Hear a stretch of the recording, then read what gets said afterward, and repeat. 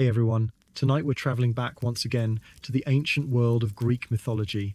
But this time, our journey will be very different from the great wars, dangerous monsters, and legendary battles we have explored before. Tonight, there will be no enormous army gathering beneath the walls of Troy, no hero sailing across the sea in search of conquest, and no warrior attempting to defeat an impossible creature. Instead, we are going to follow the life of a man whose greatest power came not from a sword, a spear, or extraordinary physical strength, but from music. His name was Orpheus, and according to the ancient Greeks, no mortal musician who had ever lived could play or sing as beautifully as he could. His melodies were said to calm wild animals, bend the branches of trees toward him, make rivers slow their waters to listen, and even persuade stones themselves to move from where they rested upon the earth. Yet, for all the extraordinary beauty Orpheus could create, his story would eventually become one of the saddest and most unforgettable love stories in the ancient world. Because there was one thing his music could not permanently protect him from: loss. Tonight, we will follow Orpheus from his peaceful childhood and the discovery of his remarkable gift to his meeting with the woman he would love more than anything else in the world, Eurydice. We will walk beside them through their brief happiness, descend with Orpheus into the shadowy kingdom of the dead, stand before Hades and Persephone, and eventually reach one of the most famous moments in all of Greek mythology, when a single glance backward would determine whether love could truly overcome death. So get comfortable, allow the room around you to become quiet, let the worries of today slowly drift away, and together we'll travel back to a distant age of mountains, forests, rivers, gods, and music, to discover the complete story of Orpheus and Eurydice. Long before Orpheus became famous throughout the Greek world, he was simply a child, growing up among the beautiful landscapes of Thrace, a region lying toward the northeastern edges of the world, familiar to ancient Greeks. Thrace was imagined as a place of rugged mountains, deep forests, cold rivers, broad valleys, and wild countryside, a landscape where the boundaries between ordinary human life and the mysterious world of the gods sometimes seemed unusually thin. Ancient traditions disagreed about the exact details of Orpheus's birth, as they often did with legendary figures whose stories had been repeated for generations before anyone wrote them down. In the most famous tradition, his mother was Calliope, one of the 9 Muses and the divine patron of epic poetry and eloquence. His father was sometimes said to be Oeagrus, a Thracian king or river god, while other traditions connected Orpheus directly with Apollo, the god of music, prophecy, poetry, healing, and the shining order of the sun. The differences between these traditions mattered less than the message they shared. Music was not simply something Orpheus learned later in life, it belonged to him almost from the beginning. If Calliope truly was his mother, then poetry flowed through his family. If Apollo guided him, then melody itself seemed to carry divine approval. Ancient storytellers imagined the young Orpheus growing up, surrounded by sounds that other children might barely notice. Wind moving through pine branches high upon the mountains, birds calling to one another before sunrise, rain touching leaves beside quiet rivers, insects humming through warm summer evenings, shepherds singing across distant hills, and water flowing steadily over smooth stones. Where another person heard separate noises, Orpheus seemed to hear patterns. Where others heard only the ordinary sounds of nature, he discovered rhythm. Perhaps this was how his gift first revealed itself, not through a magnificent performance before kings, but through a child quietly listening to the world around him. According to legend, Orpheus eventually received a lyre, traditionally associated with Apollo. The instrument was simple, compared with the enormous musical traditions that would exist thousands of years later. A wooden frame supported strings stretched carefully across it, and the musician produced sound by plucking them with the fingers or a small plectrum. Yet, in the hands of Orpheus, the lyre became something extraordinary. At first, he learned slowly, discovering how each string produced a different note and how several notes could be arranged into melodies. He learned when to allow a sound to continue and when silence itself should become part of the music. Days passed, then months, and his ability developed with remarkable speed. Soon, people living nearby began stopping whatever they were doing whenever Orpheus played. Shepherds rested their staffs against the ground and listened. Farmers paused beside their fields. Travelers delayed their journeys simply to remain within hearing distance for another song. Children gathered near him without being asked. Even people carrying private sadness found themselves strangely calmer while the music continued. The legends, of course, went much further. They said that when Orpheus sat beneath a tree and began playing, birds descended from the sky and gathered upon nearby branches.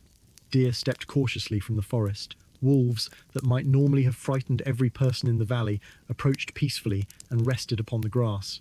Lions lowered themselves beside smaller animals without attacking them. Trees bent their branches toward the musician as though wishing to hear more clearly. Stones moved across the ground. Rivers slowed their currents. The entire natural world seemed unwilling to interrupt him. To modern ears, these details sound like beautiful poetic exaggerations, but they reveal what ancient Greeks believed about the power of exceptional art. Orpheus did not command nature through violence. He did not threaten animals or force trees to move. Everything came willingly, because the beauty of his music made listening impossible to resist. As Orpheus grew older, stories of the young musician traveled beyond Thrace. Merchants carried his name toward distant towns. Sailors repeated descriptions of his performances at ports across the Aegean. Poets spoke of a mortal whose music approached the beauty of Apollo himself. Eventually, Orpheus became connected with one of the greatest adventures of the generation before the Trojan War, the voyage of Jason and the Argonauts. When Jason gathered heroes to sail aboard the Argo in search of the Golden Fleece, Orpheus joined the expedition not because he was expected to defeat enemies through physical strength, but because even heroes sometimes needed something stronger than weapons. During the voyage, his music reportedly helped the rowers maintain rhythm as they moved their oars together across difficult seas. When arguments threatened to divide the crew, Orpheus could calm tempers. Most famously, when the Argonauts approached the dangerous sirens, creatures whose irresistible songs lured sailors toward destruction, Orpheus lifted his lyre and played a melody even more beautiful than theirs. The Argonauts listened to him instead, and the ship continued safely beyond the danger. Yet, although this adventure demonstrated the extraordinary power of Orpheus's music, our story tonight does not belong primarily to the Argo, Jason, or the Golden Fleece. Eventually, Orpheus returned from distant adventures to a quieter life, and it was there that the most important person in his story entered. Her name was Eurydice. Unlike Helen of Troy, Athena, Aphrodite, or other famous women of Greek mythology, Eurydice does not arrive surrounded by enormous political power or divine rivalry. Ancient sources provide relatively few details about her early life. She is often described as a beautiful young woman, or a nymph associated with nature, perhaps one of the graceful spirits believed to inhabit forests, meadows, springs, and valleys. The lack of elaborate background almost makes her role more intimate. Eurydice mattered not because kingdoms fought over her or because prophecy declared her important. She mattered because Orpheus loved her. Ancient storytellers imagined their first meeting in different ways, leaving later poets and artists free to create their own versions. Perhaps Orpheus first saw Eurydice walking through a meadow while afternoon sunlight moved across tall grass. Perhaps she heard his music before she ever saw him, and followed the melody through the trees until she discovered the musician sitting beside a river. Perhaps they met during a festival where Orpheus had been invited to perform, surrounded by dancers, flowers, wine, and the gentle noise of celebration. Whatever the exact circumstances, the story tells us that the connection between them became deep and immediate. Eurydice had heard countless musicians before, but Orpheus's songs seemed different. When he played, he did not appear to be performing for admiration. He seemed instead to be translating emotions that ordinary language could never fully express. A melody could contain loneliness without speaking the word loneliness. Another could carry happiness without explaining why. A few quiet notes could remind someone of a place they had not visited since childhood. Eurydice listened, and perhaps Orpheus noticed that she listened differently from everyone else. Crowds admired his skill. Eurydice seemed to understand him. Over time, their meetings became more frequent. They walked together beside rivers, where reeds moved gently beneath the wind. They travelled through forests while sunlight passed between leaves overhead. Orpheus played beneath old trees while Eurydice sat nearby, sometimes listening silently and sometimes speaking with him long after the final note disappeared. He began composing melodies not for kings, crowds, or gods, but for one person. Some were joyful and playful. Others were so gentle that perhaps only Eurydice ever heard them. the famous musician who could supposedly charm the entire natural world, discovered that the opinion he valued most belonged to a single listener. Eurydice, meanwhile, found in Orpheus someone whose extraordinary reputation did not prevent him from appreciating ordinary moments. They did not need heroic adventures to be happy. A quiet morning beside a stream could be enough. Walking home beneath evening stars could be enough. Sharing bread, fruit, and conversation after sunset could be enough. Their story briefly becomes unusual within Greek mythology, precisely because nothing terrible seems necessary. No prophecy warns them that their children will overthrow kings. No jealous god immediately appears to separate them. No monster waits outside their home. For a time, Orpheus and Eurydice simply loved one another. Orpheus eventually asked Eurydice to marry him, and she accepted. News of the coming wedding spread among friends and relatives. Preparations began in the peaceful countryside. Garlands of flowers were gathered. Food and wine were prepared. Musicians were invited. Though one can imagine the strange challenge of performing at the wedding of the greatest musician alive, Orpheus himself probably played as well, perhaps creating songs specifically for the woman who would soon become his wife. As the wedding approached, the future appeared beautifully simple. Orpheus had traveled with heroes and survived distant dangers, but he no longer needed adventure. He wanted a home with Eurydice. Perhaps they imagined growing older together in Thrace. Perhaps he would continue traveling occasionally to perform while always returning to her. Perhaps they spoke about children or a quiet house near the forest where Orpheus could play while Eurydice tended a garden. Greek mythology rarely allows its heroes to remain inside such peaceful dreams for long, but neither of them knew that yet. The wedding day arrived beneath a bright sky. Friends gathered, flowers decorated the celebration. Eurydice appeared beside Orpheus, and for perhaps one of the happiest moments of his life, the man whose music could move stones possessed everything he wanted. Yet some versions of the legend include a small and troubling sign. Hymen, the god associated with marriage ceremonies, attended the wedding but carried a torch that produced smoke rather than a clear flame. To ancient people who watched omens carefully, such an image could suggest that something was wrong. Perhaps someone noticed and became uneasy. Perhaps Orpheus himself saw it, but refused to allow superstition to disturb the day. After all, what danger could possibly threaten them now? They were surrounded by friends, the countryside was peaceful, no army approached, no monster waited beyond the hills. Eurydice stood beside him alive and smiling. Whatever strange omen appeared could easily be ignored. The celebrations continued, music filled the air, people danced while the afternoon slowly moved toward evening. Orpheus played for Eurydice, and if the legends about his music were true, perhaps even the trees surrounding the gathering seemed to lean closer. Yet somewhere beyond the laughter and music, fate had already begun moving quietly toward them. In some traditions, a man named Aristaeus, a minor god or rustic figure associated with shepherding, bees, and the countryside, saw Eurydice and became overwhelmed by desire for her. In later versions, he pursued her through the fields. Other traditions simplify the event and do not emphasize pursuit at all. What remains consistent is something small enough to seem almost insignificant compared with the great dangers faced by Greek heroes. There was no dragon, no army, no impossible monster. Hidden somewhere among the grass was a snake, and soon a single step would divide the life of Orpheus into everything that came before and everything that came after. But for now, as evening settled gently across the countryside, Orpheus and Eurydice were still together. Perhaps they walked away from their wedding beneath the first stars appearing overhead, believing they had countless years ahead of them. Orpheus had faced dangerous seas and survived. He had sailed with legendary heroes. He had defeated the songs of the sirens with nothing but his lyre.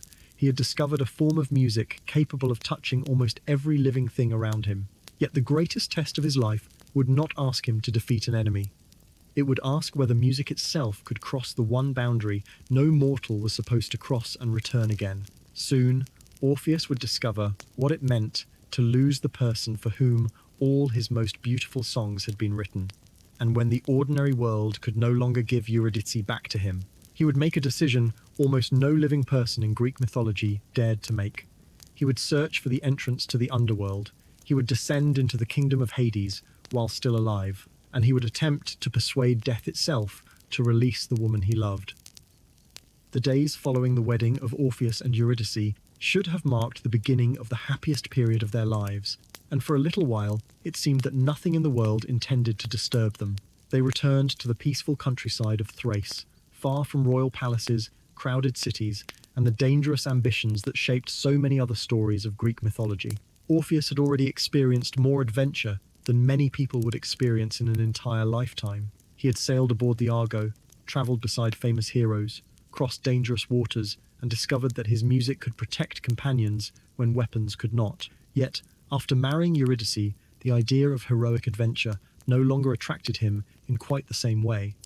There was something deeply satisfying about waking beside the same person each morning, walking familiar paths through forests and valleys, watching seasons slowly change, and knowing that whatever distant places existed beyond the mountains, home now existed wherever Eurydice waited for him.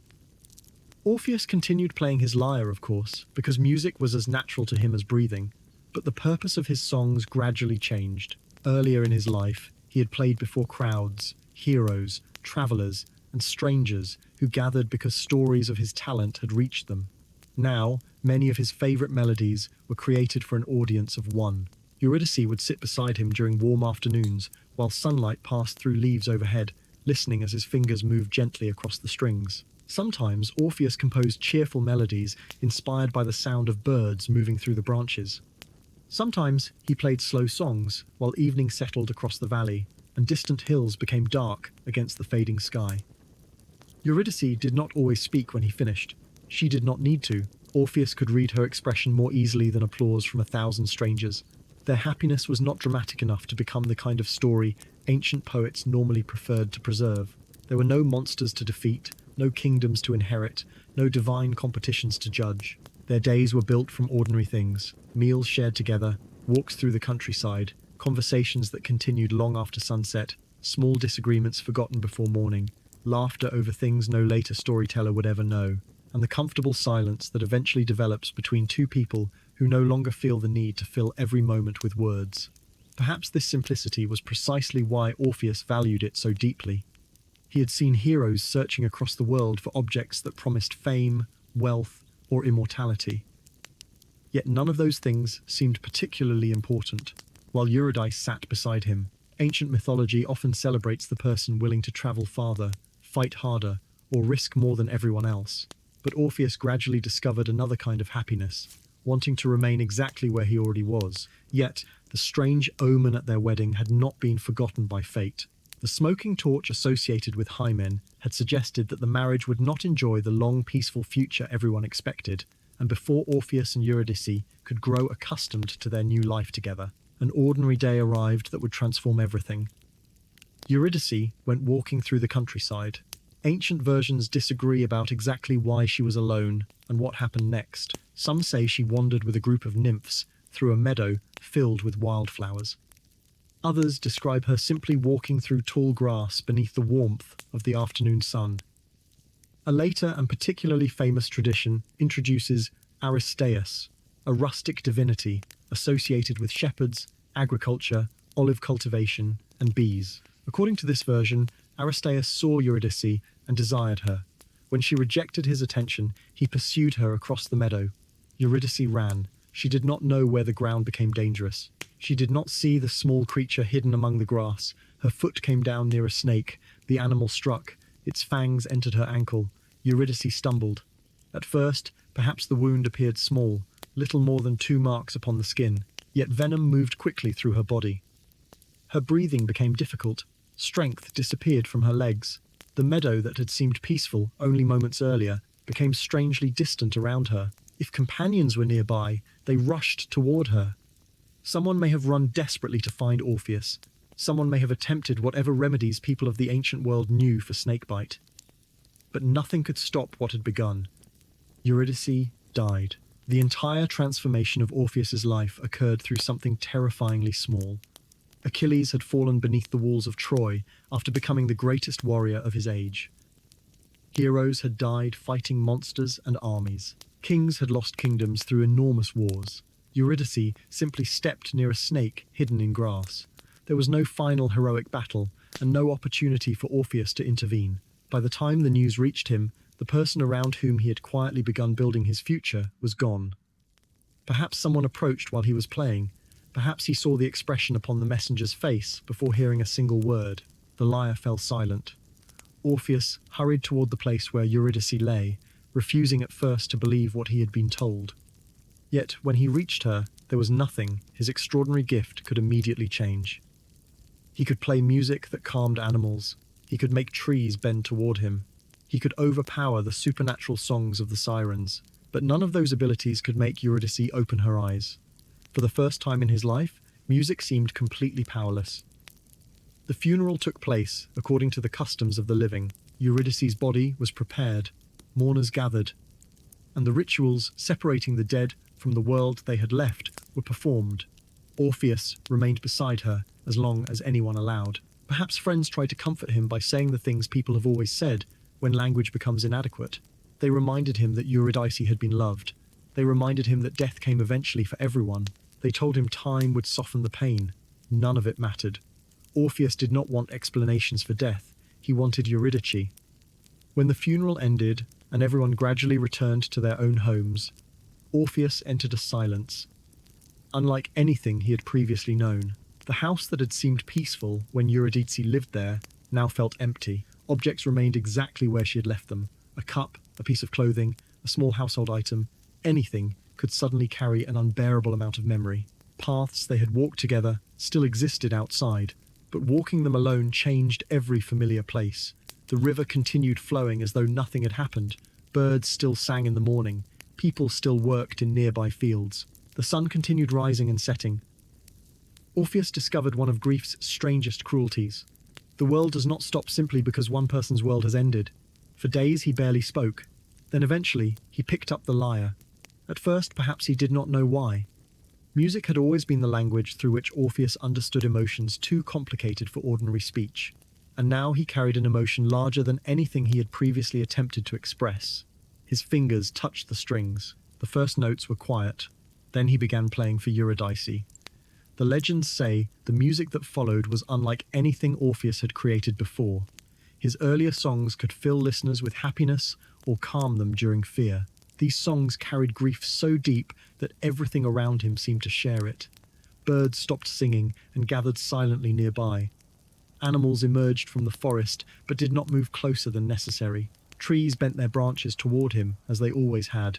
Yet now their movement seemed less like curiosity and more like mourning. Streams slowed. Stones gathered around the musician. People who heard the melody from distant paths began crying without fully understanding why. Even those who had never met Eurydice could feel something of what had been lost. Orpheus wandered through the countryside, playing these songs again and again. He no longer cared whether anyone followed him. He avoided celebrations because happiness felt almost offensive. He avoided other women because the idea of replacing Eurydice seemed impossible. When friends encouraged him to return gradually to ordinary life, he listened politely and then disappeared again into forests where he could play alone. Weeks passed, perhaps months. The seasons began changing, yet grief did not disappear. Instead, a strange idea slowly developed inside him. Ancient Greeks believed that death did not simply erase a person. The dead traveled into another realm, the kingdom of Hades beneath the earth. Eurydice, therefore, had not vanished into nothingness. Somewhere beyond the world of sunlight, beyond rivers marking the boundaries of life and death, her shade existed among countless other souls. Everyone understood that the journey into Hades traveled in only one direction. Living people remained above, the dead remained below. Heroes sometimes visited the underworld under extraordinary circumstances, but returning with someone who had already died was another matter entirely. Death maintained order, precisely because its decisions could not normally be reversed. Orpheus knew all of this, yet the more he thought about Eurydice existing somewhere beneath the earth, the less impossible his idea seemed. He did not need to defeat death through strength. He did not possess the strength of Heracles. He could not threaten Hades with an army.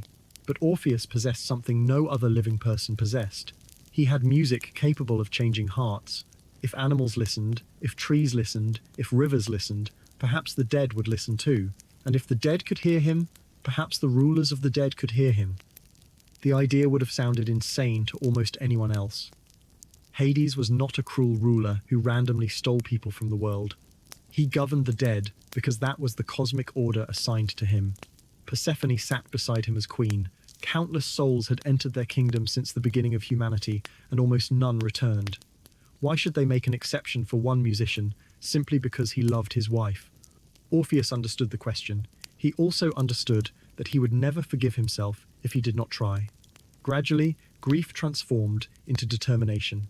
He began asking travelers, priests, and people familiar with ancient religious traditions about entrances to the underworld. Greek mythology imagined several places where the boundaries between worlds became thin enough for passage. Deep caves, volcanic openings, remote valleys, and sacred locations connected with underground rivers could supposedly lead toward the realm below. Different traditions later placed Orpheus's descent at different locations, but the exact geography mattered little. He needed a doorway into a world no living person was meant to enter. Eventually, he learned of a path. Before leaving, Orpheus prepared almost nothing a conventional hero might carry. There was little purpose in armor. A bronze sword could not kill spirits already dead. A shield could not protect him from the laws governing the underworld. Food and water might help during the journey toward the entrance, but beyond that, he could depend only upon himself. He took his lyre. Perhaps he stood one final time inside the home he had shared with Eurydice, looking around at the life they should have continued together. Then he stepped outside and began walking. The journey carried him through landscapes increasingly remote from ordinary settlements. Roads became narrow paths. Villages disappeared behind him.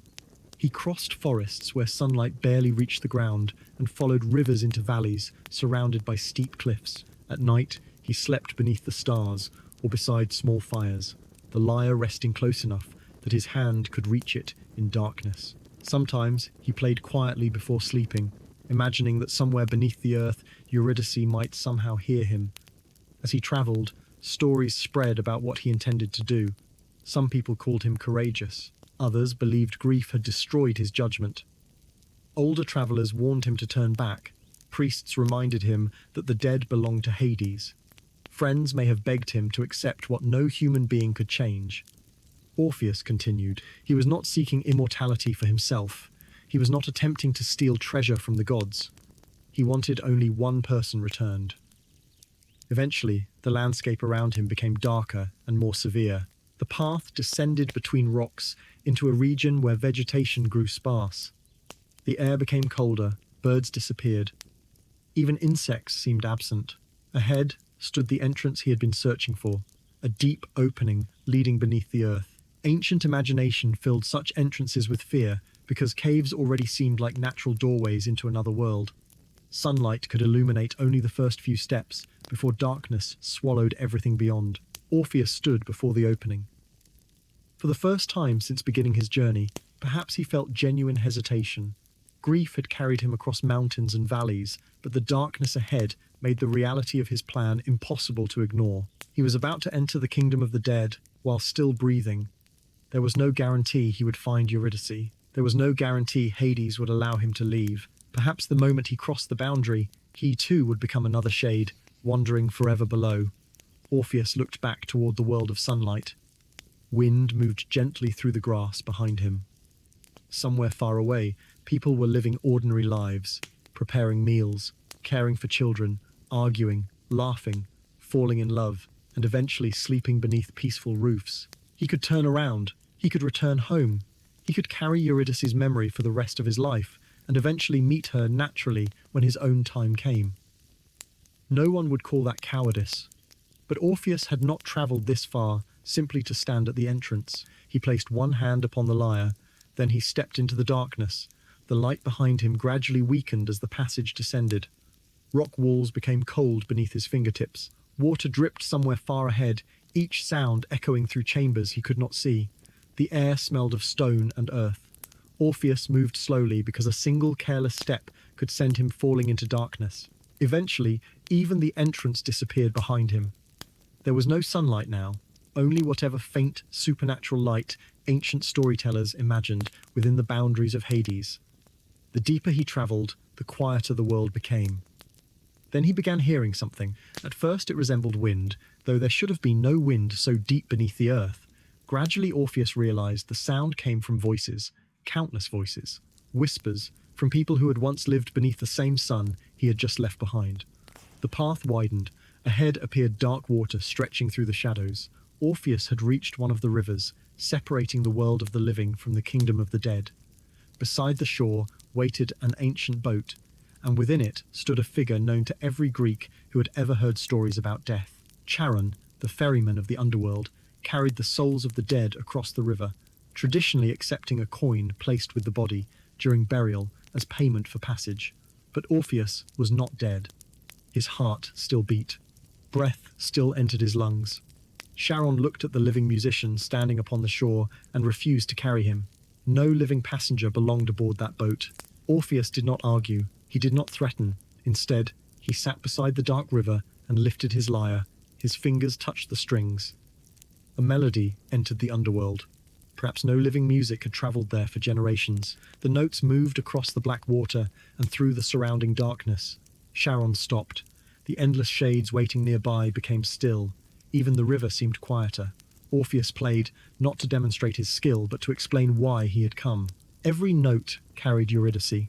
Every melody contained the brief happiness they had shared and the emptiness left after her death. Charon, who had transported countless grieving souls and had watched generations disappear into Hades without allowing emotion to interrupt his duty, listened.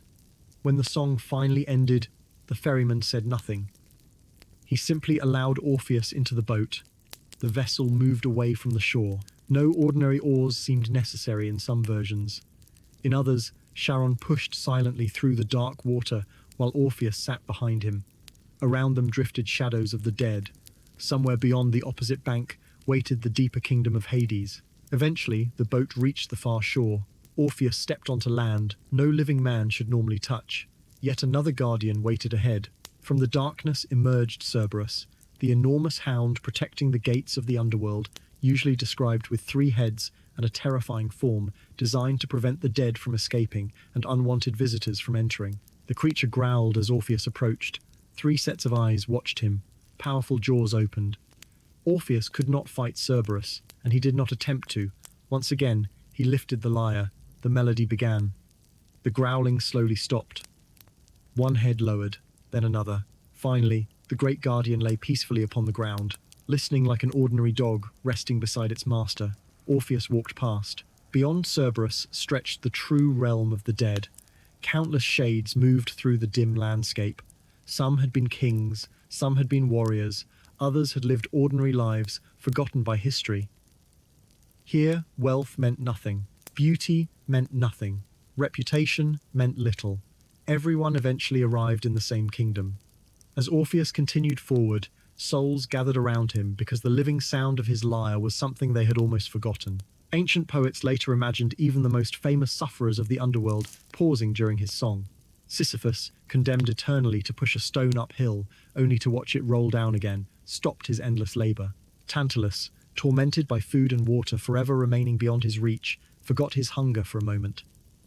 The Danaides, condemned to fill leaking vessels endlessly, rested from their impossible task. Even the punishments of the dead seemed temporarily suspended by the music. Orpheus continued deeper. He was searching among countless faces for only one. Eurydice had passed through these same shadows before him. Perhaps she had crossed Charon's river in confusion, still barely understanding how an ordinary walk through a meadow had ended her life. Perhaps she had looked backward toward the world she had left and thought of Orpheus standing beside her empty body. Now, somewhere within this enormous kingdom, she remained unaware that her husband had done the impossible and followed her. Eventually, the path opened into a vast and solemn place at the center of the underworld. There sat Hades, ruler of the dead, and beside him Persephone, queen of the realm below.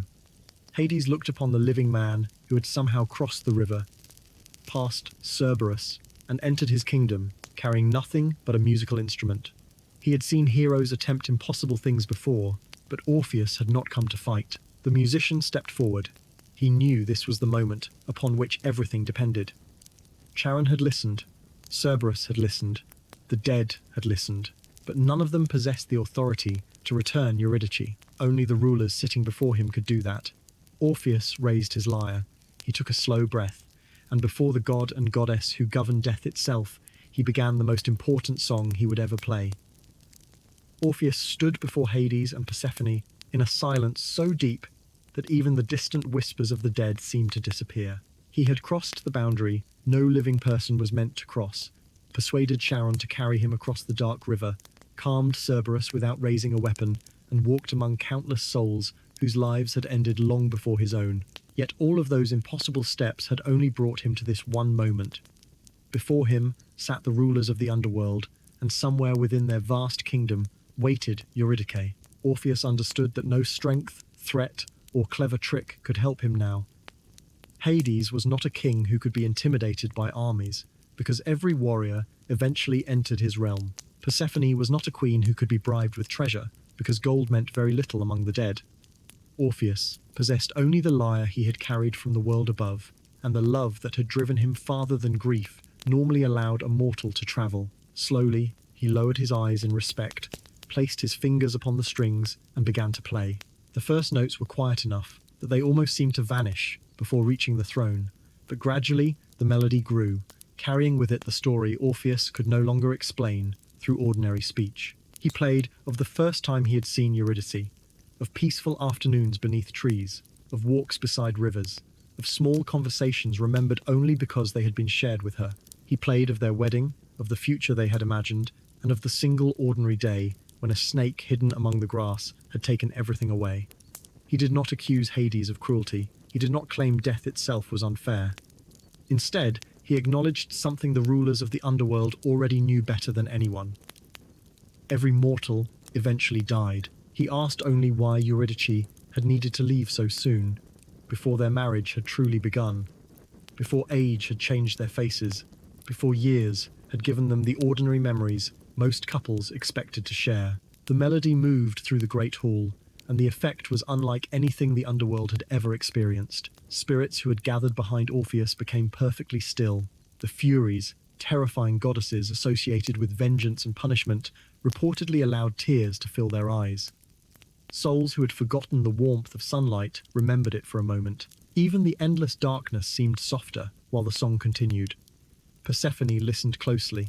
Her own story made Orpheus's plea particularly powerful. She too knew what it meant to be separated from the world above. According to the famous myth, she spent part of every year within Hades, and part among the living with her mother Demeter. She understood the strange distance between the two realms. Perhaps better than any other deity, Hades remained silent beside her, his face difficult to read. He had heard countless people wish for more time.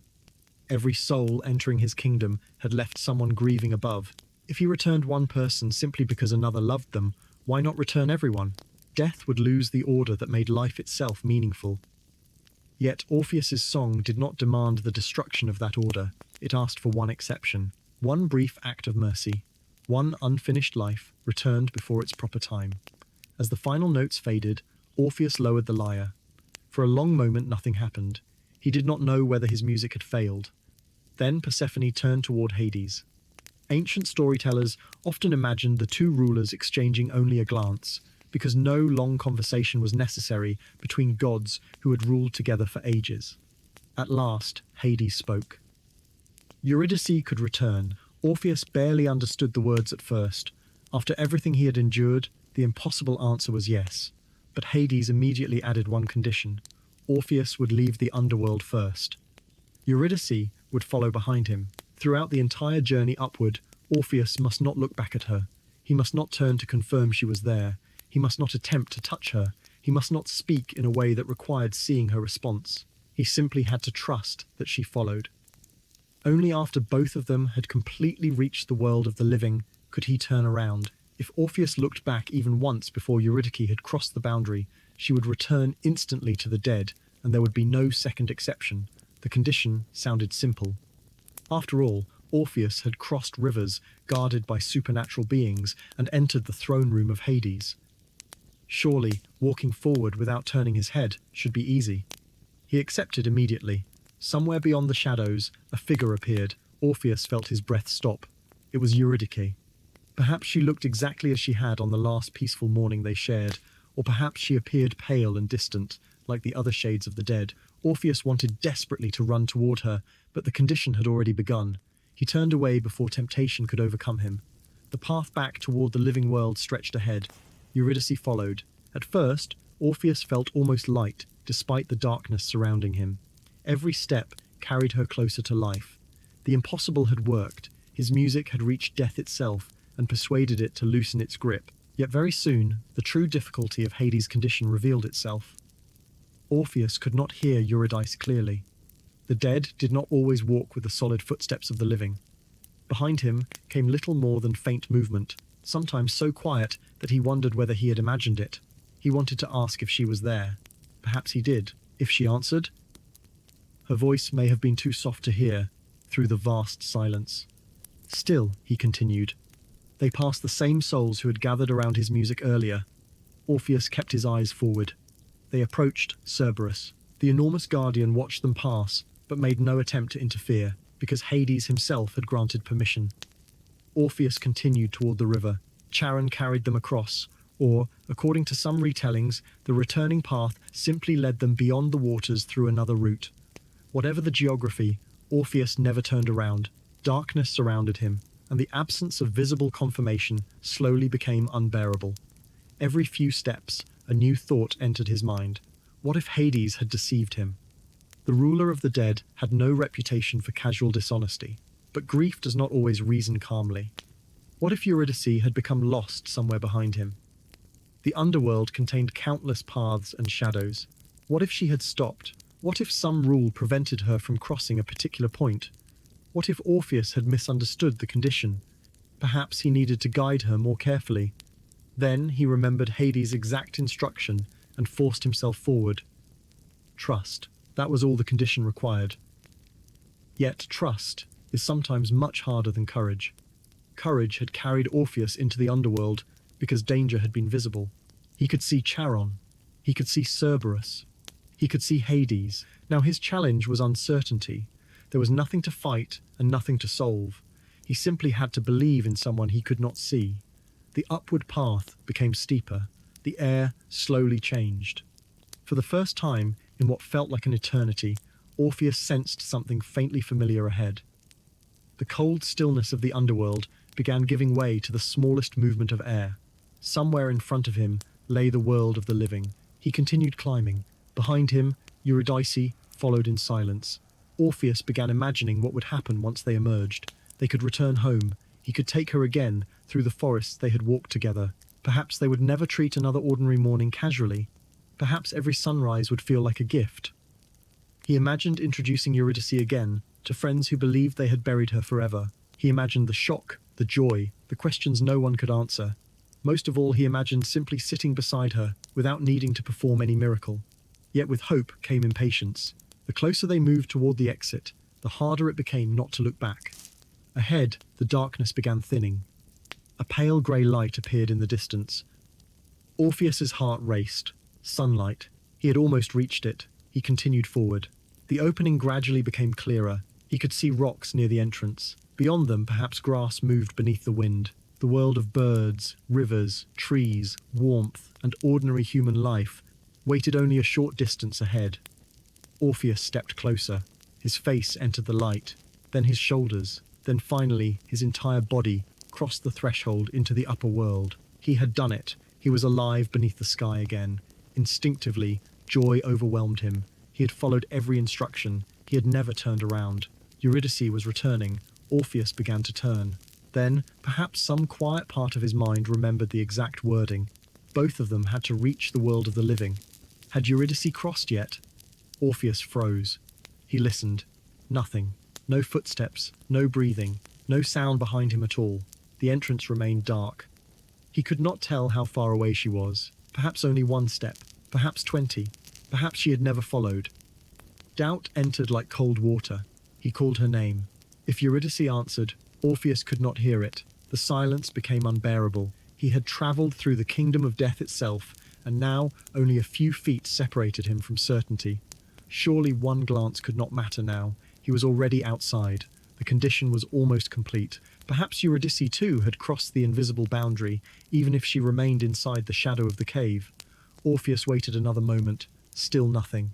Love, fear, hope, and doubt all pulled in different directions. Ancient storytellers understood that this was the true test, far greater than facing monsters. Orpheus needed to trust without proof. And for one brief moment, after doing everything impossible, he could not. He turned. Eurydice was there. She stood just behind him, close enough that Orpheus could see her face clearly for the first time since her death. One more step might have brought her fully into the sunlight. For a single heartbeat, their eyes met. Orpheus felt overwhelming relief. She had followed. Hades had kept his promise. Then he noticed something changing. Eurydice's expression shifted from relief to sadness. Her body seemed lighter, less solid. Shadows gathered around her feet. Orpheus immediately understood. He had turned too soon. He reached toward her. Eurydice reached toward him, their hands almost touched. But the power that had allowed her to leave the underworld was already disappearing. She began moving backward, not because she chose to retreat, but because death reclaimed her. Orpheus cried out and lunged toward the entrance, but Eurydice continued fading into the darkness. According to one of the most heartbreaking traditions, she did not blame him. She simply whispered a final farewell, perhaps understanding that he had looked back because he loved her and feared losing her again. Then the shadows closed around her. Eurydice disappeared. Orpheus stood at the entrance, staring into the darkness where she had vanished. For the second time, he had lost his wife. The first loss had come through fate. The second had come through one moment of doubt. He rushed back into the cave immediately, no longer caring about danger. He descended as quickly as he could, searching for Charon, searching for any path that might return him to Hades. But the underworld would not open for him a second time so easily. When he reached the river, Charon refused him. Orpheus begged.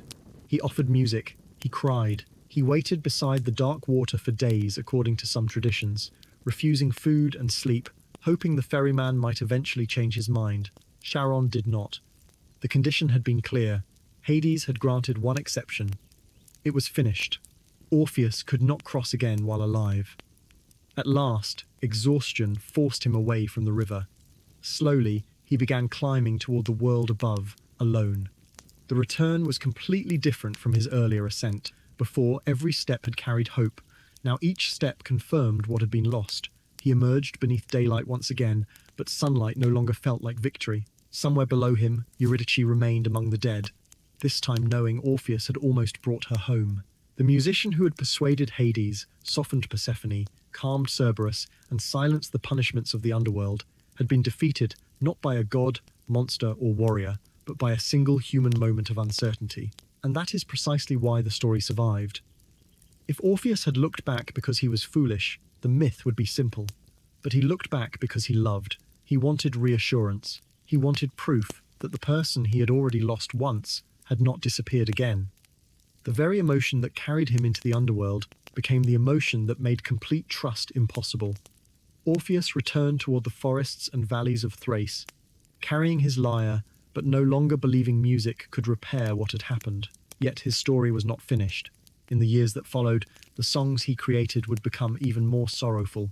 People would remember him not only as the musician who entered the underworld, but as the man who almost defeated death.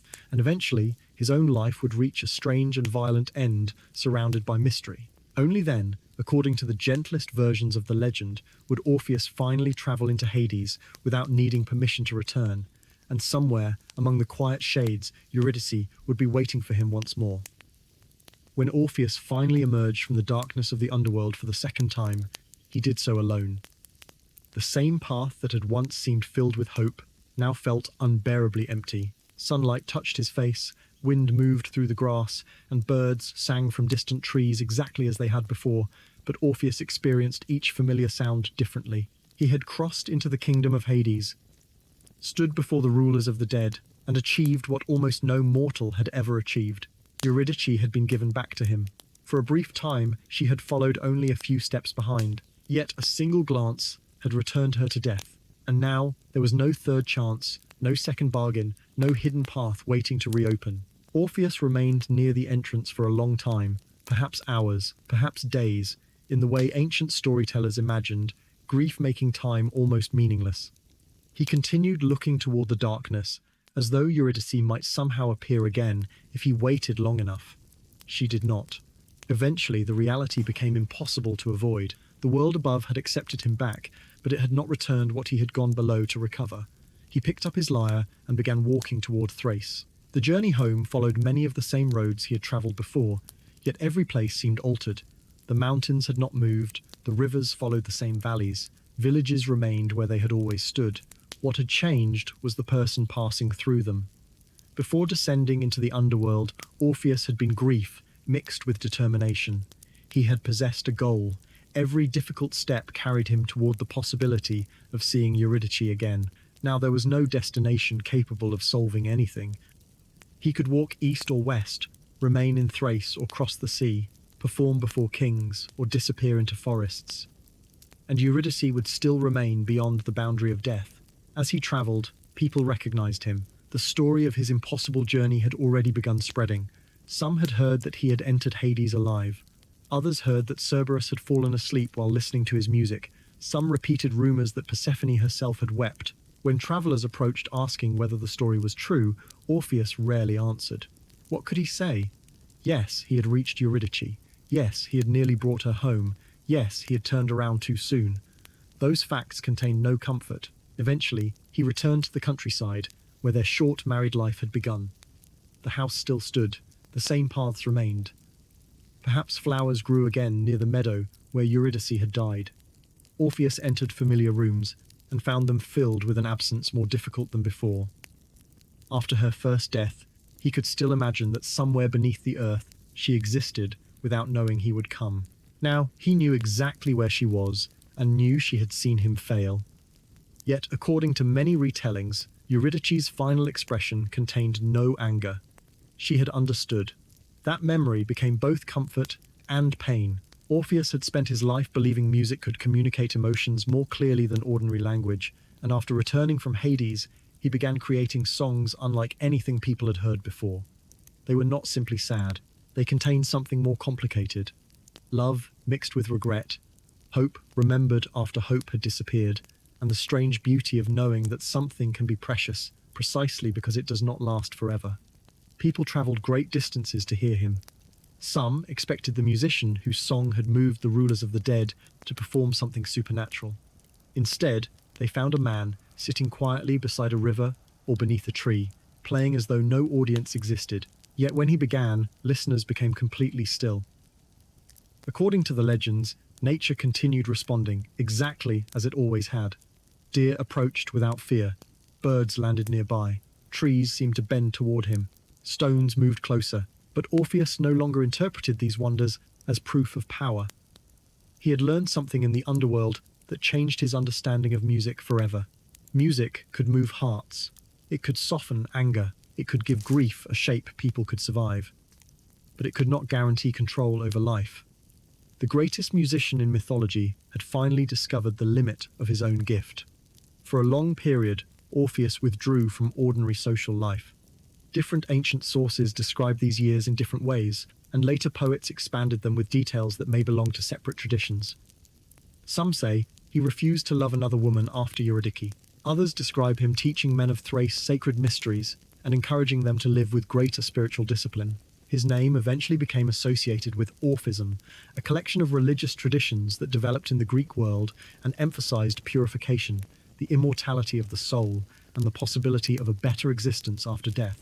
Whether the historical religious movement truly began with one legendary musician cannot be proven, but ancient people clearly connected Orpheus with knowledge about the underworld, unlike that possessed by ordinary mortals. After all, according to the myth, he had seen what waited beyond death and returned to speak about it. Perhaps followers imagined that his songs contained truths learned among the dead. Perhaps they believed his journey demonstrated that the soul was more than the body, and that love could continue beyond ordinary life. Orpheus himself, however, did not behave like a man who had solved every mystery. If anything, his experiences had made him quieter. He had discovered how little human beings could truly control. During peaceful evenings, he sometimes returned to the same rivers and forests where Eurydice had once walked beside him. He played melodies created from memories ordinary people would have considered insignificant. The sound of her laughter after he played a deliberately foolish tune. The way she once stopped beside a field because she wanted to watch birds gathering before sunset. A conversation beneath rain that had seemed completely unimportant at the time. Grief preserves details that happiness rarely realizes it should protect. Orpheus began understanding that remembering Eurydice did not require constantly remembering only her death. She had lived, she had laughed, she had chosen him. For a brief period, they had been happy. No failure at the entrance to the underworld could erase that. Gradually, his songs began changing. The deepest sadness remained, but alongside it appeared gentler melodies, almost like gratitude. The people listening noticed. Earlier songs had made them cry because they felt the musician's pain. These later songs made them cry because they remembered people they themselves had loved and lost. Orpheus's grief had become something larger than one man's private sorrow. It became a language through which others understood their own. This may explain why his story endured for thousands of years. Almost no listener expects to enter Hades with a lyre, but nearly everyone eventually understands what it means to wish for one more conversation with someone who is gone. Orpheus represented the impossible desire hidden inside ordinary mourning.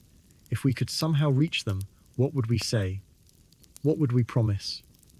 Would we be strong enough not to look back? Years passed, though mythology rarely tells us exactly how many. Orpheus travelled through Thrace and perhaps other parts of Greece, teaching, performing, and living increasingly apart from ordinary celebrations. Some traditions say he rejected the worship of Dionysus and instead honoured Apollo, turning toward the rising sun each morning. Other traditions connect him deeply with Dionysian mysteries, rather than opposing them. This contradiction reflects something important about ancient mythology. There was never one single official version preserved by a central authority. Stories changed between regions, poets, religious communities, and centuries. Orpheus belonged to many traditions at once, yet almost all versions agree that his final years remained shaped by the loss of Eurydice. One day, while sitting upon a hillside overlooking a valley, Orpheus watched a group of young people celebrating in the distance. Music and laughter travelled faintly across the fields. For a moment, he remembered his wedding day. The memory no longer destroyed him as it once had. He could hold both happiness and sorrow together. This was perhaps the closest thing to healing ancient storytellers allowed him. Healing did not mean forgetting Eurydice or deciding her loss no longer mattered. It meant discovering that he could continue living while carrying the memory honestly. He lifted the lyre and played. The melody was soft enough that only nearby animals and the wind through the grass seemed to hear it. Somewhere within the notes were the underworld, the river, Charon, Cerberus, Hades, Persephone, the long climb toward daylight, the moment he turned, and Eurydice disappearing for the second time. But the melody did not end there. It continued beyond the loss. It carried roads, walked afterward, mornings survived, strangers comforted through music. And the simple fact that Orpheus still possessed a heart capable of loving, even after that love had become painful. Ancient stories often portray heroes proving greatness by defeating something outside themselves. Orpheus's later life suggests a quieter form of courage, waking up and continuing when there is no monster left to fight and no quest capable of restoring what has been lost. Yet his life would not end peacefully in old age. Around him, the religious world of Thrace was changing, and Orpheus's choices, whether about love, worship, or the communities he kept, would eventually place him in conflict with forces far less moved by his music than trees, animals, or even the rulers of death had been. Ancient sources disagree dramatically about the exact reasons, but they preserve the same disturbing outcome. One day, a group of Maenads, women associated with the ecstatic worship of Dionysus, would encounter Orpheus. In some versions, they became furious because he rejected their advances after Eurydice's death. In others, they attacked because he had turned away from Dionysus or excluded women from certain mysteries.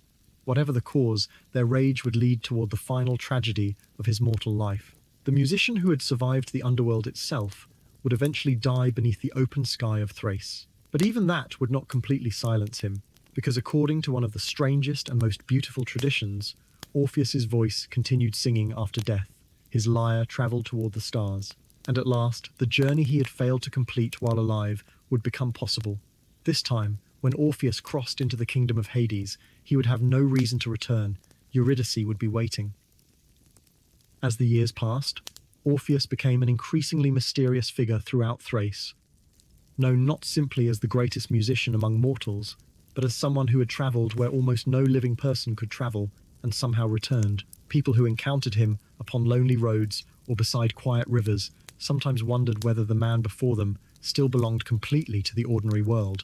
He had crossed the river of the dead, walked past Cerberus, stood before Hades and Persephone, seen countless souls wandering through the darkness, and returned beneath the sunlight carrying memories no other musician possessed.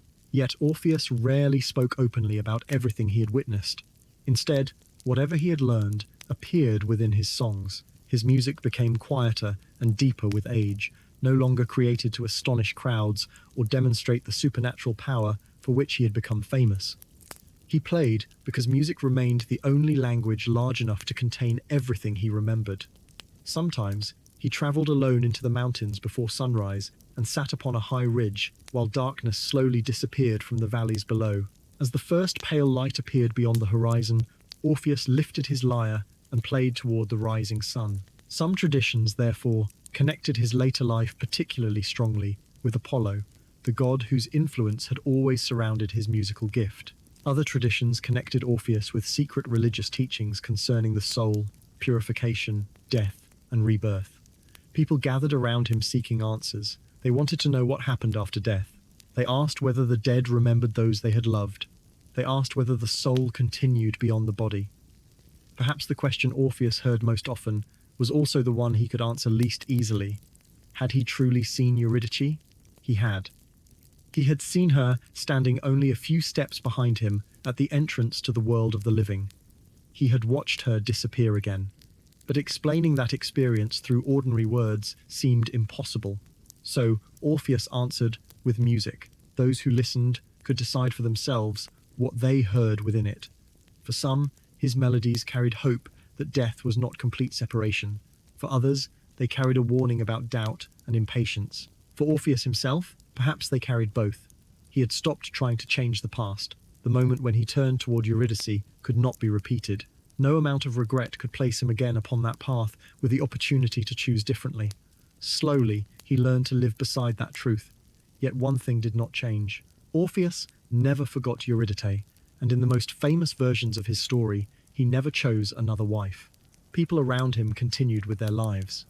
Friends married, raised children, watched those children become adults, and eventually grew old. Orpheus remained largely alone. This did not mean every day was filled with misery. He could still appreciate sunlight upon a river. He could still smile at children attempting to imitate his playing. He could still enjoy the peaceful company of animals gathering around whenever he touched the strings, but there remained a part of his life that belonged permanently to someone no longer present.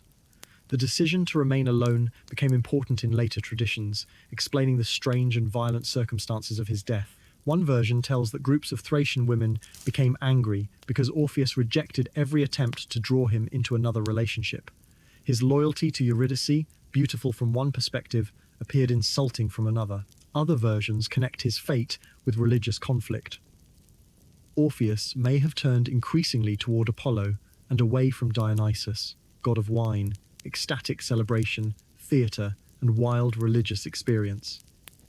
In a world where divine honor mattered deeply, rejecting a god could carry dangerous consequences. Still, other traditions suggest Orpheus introduced sacred mysteries while allowing only certain followers to participate, creating resentment among people excluded from them. Ancient storytellers never agreed upon one explanation, but almost all roads eventually lead toward the Maenads, the ecstatic female followers associated with Dionysus. During Dionysian celebrations, Maenads were imagined leaving ordinary social life behind and traveling into mountains and forests, carrying staffs called thyrsi, wearing animal skins, dancing to drums and flutes, and entering states of religious ecstasy. Their mythology could be joyful, liberating, frightening, or violent, depending upon the story. One day, according to the most famous account, Orpheus sat in the countryside, playing his lyre while a group of Maenads approached. Perhaps they had already heard that he rejected Dionysus. Perhaps they resented his refusal to love again. Perhaps the reasons had become less important than the anger itself. They shouted toward him. Orpheus continued playing. The extraordinary thing was that even now his music possessed its old power. The first objects thrown toward him seemed unwilling to harm him. Stones fell harmlessly nearby, as though the music itself had softened their violence. Branches and other weapons failed to reach him properly. For a moment it appeared that Orpheus might survive through the same gift that had protected him throughout his life. But the Maenads created their own noise. Drums thundered, cymbals crashed, voices rose together. The wild sounds of celebration became louder until Orpheus's lyre could no longer be heard clearly. Once his music disappeared beneath the noise, its protection disappeared with it. The Maenads reached him. What followed is among the darkest episodes of the legend. They attacked Orpheus and killed him, tearing his body apart in the frenzy described by later poets. The man who had walked safely through the kingdom of the dead had finally died in the countryside where his life had begun. Yet ancient storytellers refused to allow his music to end there. According to the most beautiful version, the Maenads threw Orpheus's head and lyre into the river Hebrus. The current carried them slowly downstream toward the sea, and as the head floated upon the water, Orpheus continued singing. Death had stopped his heartbeat, but it could not immediately silence his voice. The river carried the song through Thrace, past forests that had once bent toward his music, and past animals that had once gathered around him. Eventually, the head and lyre reached the sea and drifted toward the island of Lesbos, a place that would later become famous throughout the Greek world for poetry and music. The people there recovered the remains and honored Orpheus. His lyre, meanwhile, received an even more extraordinary fate. The Muses, grieving for the musician whose songs had brought beauty into the mortal world, gathered the instrument. According to tradition, Zeus placed it among the stars, where it became associated with the constellation Lyra.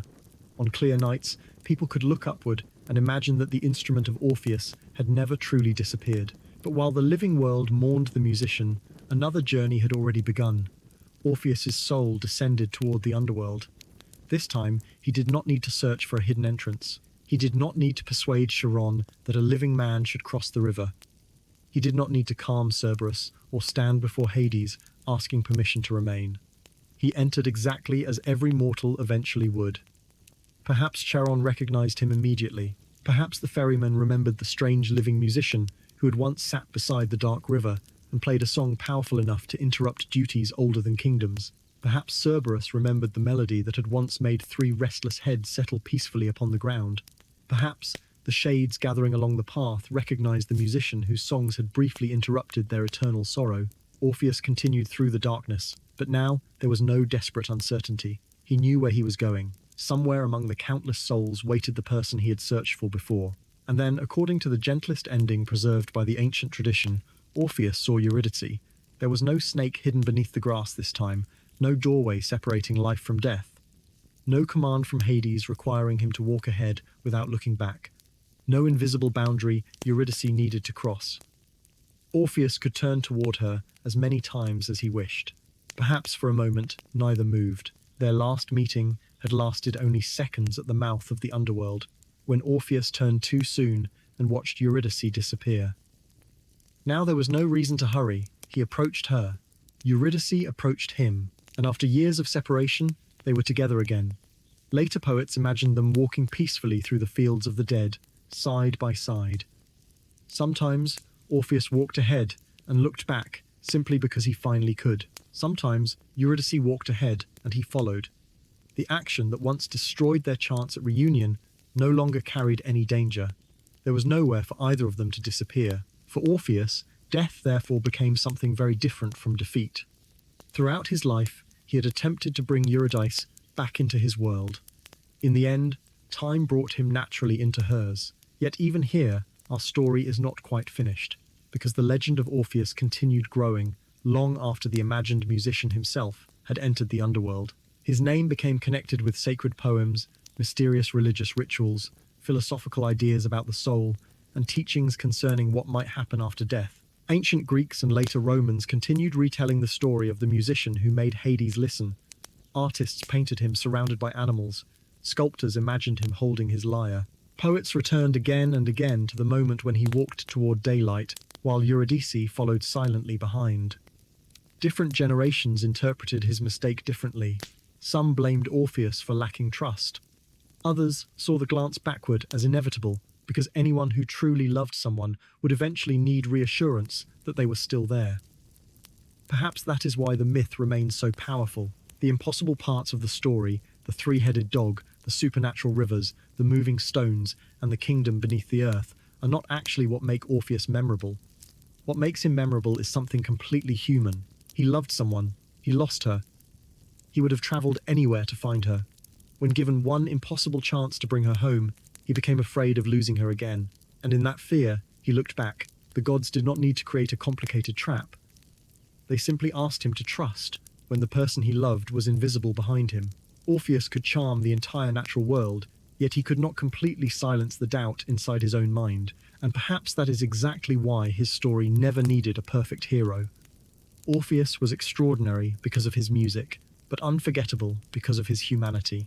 His journey reminds us that love does not always protect people from mistakes, grief does not always disappear with time, and sometimes the things we cannot keep become the things we remember most clearly. Still, the final image ancient tradition leaves us is not one of failure. Somewhere beyond the river, beyond Cerberus, beyond the dark roads, Orpheus once travelled while alive. Two figures walk together. There is no need to reach an exit. There is no countdown and no condition. Orpheus carries no fear that Eurydice will disappear if he turns his head. For the first time since their wedding, time itself cannot separate them. And perhaps somewhere above, beneath the stars, where the constellation Lyra shines quietly in the night sky, the memory of his music remains, carrying the story of the man who once sang so beautifully that for a single moment, even death stopped to listen. Long after Orpheus had left the world of the living, his story continued travelling across ancient Greece, carried not by a single storyteller, but by generations of poets, musicians, priests, travellers, philosophers, and ordinary families who heard the tale and repeated it to their children. And with every generation, the musician who had once walked through the forests of Thrace became something larger than a tragic husband searching for his lost wife, because people began to see within his journey questions they themselves had quietly wondered about whenever someone they loved disappeared from their lives. What happens after death? Does the soul remember? Can love survive when two people no longer exist within the same world? And if the boundary between life and death could somehow be crossed, would any of us possess the courage to walk into darkness, searching for someone who could no longer return on their own? Ancient Greece contained many stories about the underworld, yet Orpheus occupied a unique place among them, because he had entered Hades not as a conqueror, and not because a god commanded him to complete some heroic task, but simply because grief made remaining above feel more impossible than descending below. His journey therefore became deeply connected with ancient religious ideas concerning the soul, and over time, traditions associated with his name developed into what modern scholars commonly call Orphism, though the beliefs grouped beneath that name were never necessarily one perfectly organized religion with a single set of teachings. Instead, there were poems, rituals, communities, sacred stories, and ideas connected in different ways with Orpheus, and with the possibility that human existence continued beyond ordinary death. Some followers believed that the soul possessed a divine origin and temporarily inhabited the mortal body, passing through cycles of life and death until purification allowed it to escape. Certain rituals encouraged people to live carefully, control destructive desires, honor the gods, and prepare themselves spiritually for whatever waited after death. Archaeologists have even discovered small gold tablets placed inside ancient graves in parts of the Greek world, containing brief instructions intended to guide the dead through the afterlife. These texts belong to complicated religious traditions, sometimes associated with Orphic and Dionysian beliefs. And although we cannot simply assume every line came directly from a historical Orpheus, their existence shows how seriously some ancient people considered the idea that death might involve a journey requiring knowledge and preparation. Imagine for a moment what such beliefs might have meant to someone living more than 2,000 years ago. Medicine could do little against many illnesses. Childbirth was dangerous. War was common. Accidents that modern hospitals could easily treat might become fatal. Families therefore lived much closer to death than many people do today, and stories offering even a small possibility that separation was not permanent could carry enormous emotional power. Orpheus had lost Eurydice twice, yet the final version of his story suggested that eventually they met again. Their reunion did not erase the tragedy of everything that came before, but it transformed death from an absolute ending into another stage of their relationship. Perhaps this was one reason people continued singing about them. The myth did not promise that every loss could be reversed. In fact, it demonstrated almost the opposite. Orpheus could not permanently return Eurydice to life. Even music powerful enough to soften Hades could not rewrite the structure of existence forever. But the story allowed listeners to imagine that love might remain meaningful, even when death prevented two people from sharing the same world. Orpheus himself also became an ideal symbol of the musician and poet, someone whose art possessed the ability to reach places ordinary language could not. Ancient artists repeatedly depicted him seated with his lyre, while animals gathered peacefully around. The image appears upon pottery, mosaics, wall paintings, and later Roman artworks, and its meaning extended beyond a simple magical performance. Around Orpheus, natural enemies could rest together.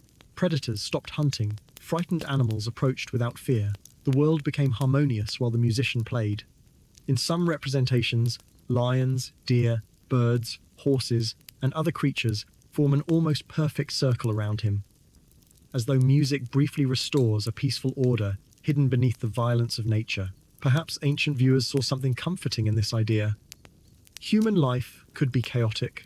Cities fought wars, families argued, kings competed for power, people lost those they loved. Yet for the duration of a song, everything could become still. Orpheus never possessed the physical strength of Heracles or Achilles, and he never ruled a wealthy kingdom like Agamemnon or Priam, but his influence reached somewhere their weapons and authority could not.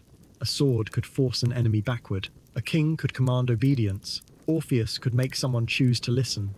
That distinction became central to his legend. Even when he entered the Underworld, he never attempted to conquer it.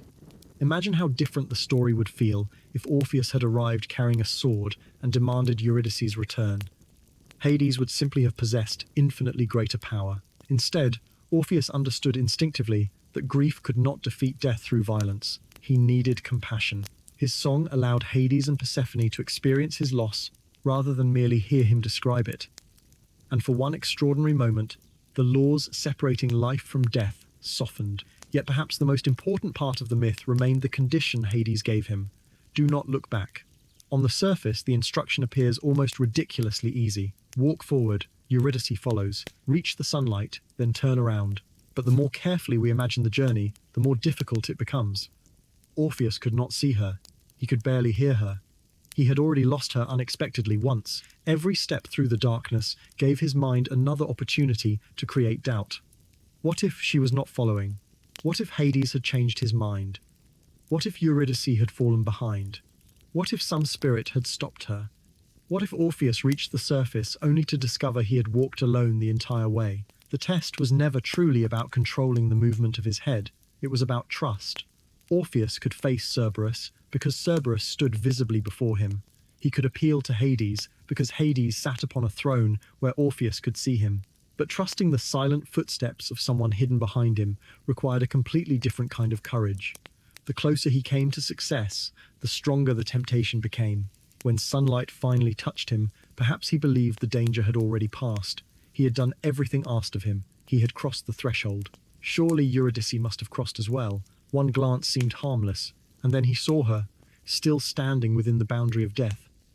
That single moment inspired artists for centuries, because it contains both reunion and separation at exactly the same time. Orpheus finally sees the face he has traveled through death to find, yet seeing her is precisely what causes him to lose her. Their hands reach toward one another, while the distance between them becomes impossible to cross. Eurydice disappears, not because Orpheus stopped loving her, but because love became too anxious to remain patient. Different writers later interpreted this moment in remarkably different ways. Some criticized Orpheus for weakness. A true hero, they suggested, should have possessed enough discipline to follow the command. Others treated the glance almost as proof of love.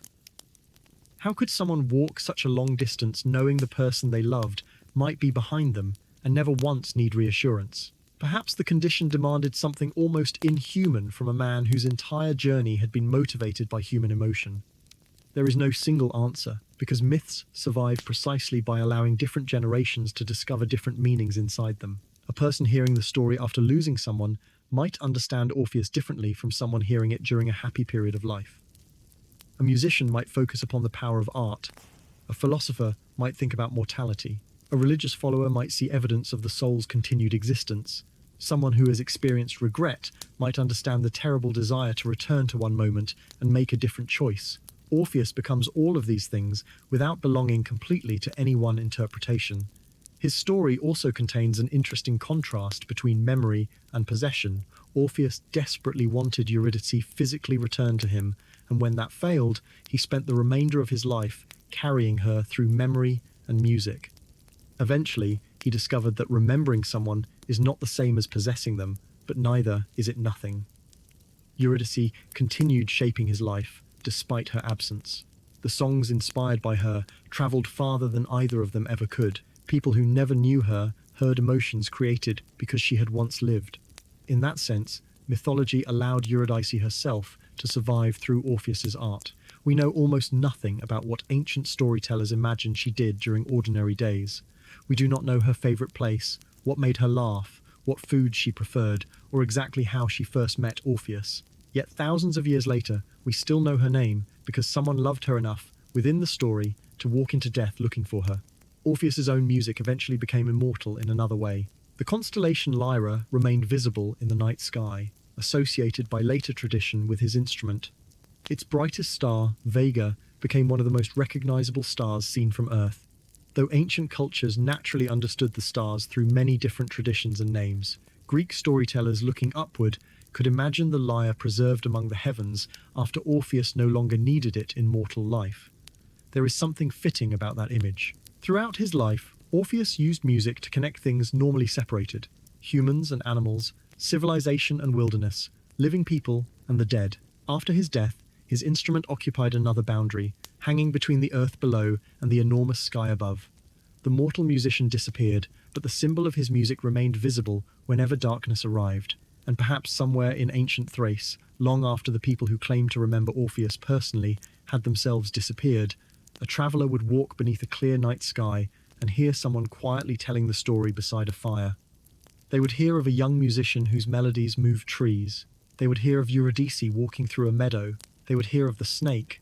They would follow Orpheus downward past Charon and Cerberus. They would listen as Hades granted one impossible chance. They would hope, despite already knowing the ending, that perhaps this time Orpheus would continue walking. They would feel the same disappointment when he turned, and then they would look upward toward the stars and see Lyra. The story could begin again the following night for another listener. That is how myths survive. Not because everyone believes every supernatural detail happened exactly as described, but because the emotions beneath those details remain recognizable long after the societies that created them have changed. We may no longer imagine a literal ferryman waiting beside a subterranean river, yet we understand the desire to cross an impossible distance for someone we miss. We may not believe music can physically move stones, yet we know a song can suddenly bring back a memory more powerfully than ordinary conversation. We may never receive a command from Hades not to look backward, yet nearly everyone understands what it means to struggle between moving forward and returning mentally towards something that can no longer be changed. Orpheus therefore became more than a musician within Greek mythology. He became a figure standing between memory and forgetting, love and loss, life and death, sound and silence. His greatest achievement was not defeating the Underworld, because ultimately he did not. His achievement was making even the Underworld listen. For the length of one song, punishment stopped, spirits remembered, Persephone felt compassion, and Hades allowed an exception to a law older than any mortal kingdom. Orpheus could not keep that exception forever, but perhaps no mortal was supposed to. The story was never about permanently defeating death. It was about what love might dare to attempt, even when success seems impossible. And although Orpheus and Eurydice have already reached their reunion beyond death, there are still 2 chapters remaining in our journey tonight, because before we leave them completely, we will return once more to the famous path from darkness towards sunlight, and look more closely at the moment that transformed their story into one of the most enduring myths ever told. Before our final chapter brings Orpheus and Eurydice quietly together again and allows their long story to end beneath the stars. Of all the moments preserved within the story of Orpheus and Eurydice, none remained more powerful in the imagination of later generations than those final steps from the darkness of the underworld toward the world of the living. Because although the entire journey had been filled with impossible wonders, it was not Charon, Cerberus, Hades, Persephone, or even the kingdom of the dead itself that ultimately defeated Orpheus, but something far quieter and far more human: doubt. For centuries, Poets, painters, musicians, philosophers, and ordinary listeners returned again and again to the same question. Why did Orpheus look back? He had already accomplished everything that should have been impossible. He had found an entrance into the underworld while still alive. He had crossed the river, separating the living from the dead. He had persuaded Charon to carry a passenger who did not belong aboard his boat. He had calmed Cerberus with music rather than force. He had walked among countless shades and reached the throne of Hades and Persephone. Most astonishingly of all, he had persuaded the rulers of death to return someone who had already entered their kingdom. After achieving all of this, why could he not simply walk a little farther without turning his head? The answer becomes clearer when we stop imagining the condition as a simple instruction and instead imagine what those final steps might actually have felt like. Orpheus walked through almost complete darkness. Somewhere behind him, Eurydice followed. But he was forbidden from seeing her. The dead did not necessarily move like living people. Eurydice's footsteps may have produced almost no sound. She may not have breathed loudly enough for him to hear. Perhaps she was forbidden from speaking until she reached the upper world. Perhaps she whispered his name, and the darkness swallowed her voice before it reached him. Orpheus therefore had no proof that the miracle promised by Hades was actually happening. He had only trust. At the beginning of the journey, that trust may have seemed easy. He had just stood before Hades and Persephone and heard their decision directly. He knew they had allowed Eurydice to follow. His heart was filled with such extraordinary hope that the first steps probably passed quickly. He moved through the dim landscape, imagining sunlight ahead and Eurydice walking faithfully behind. But then, minutes passed, perhaps much longer. The path twisted through the underworld.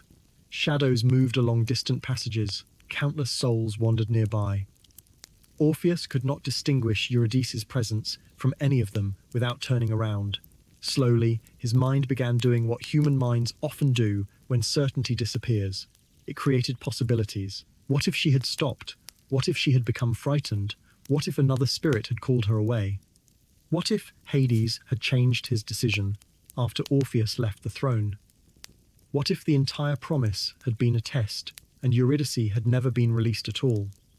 Orpheus tried to reject these thoughts. Hades had given his word. Persephone had shown compassion.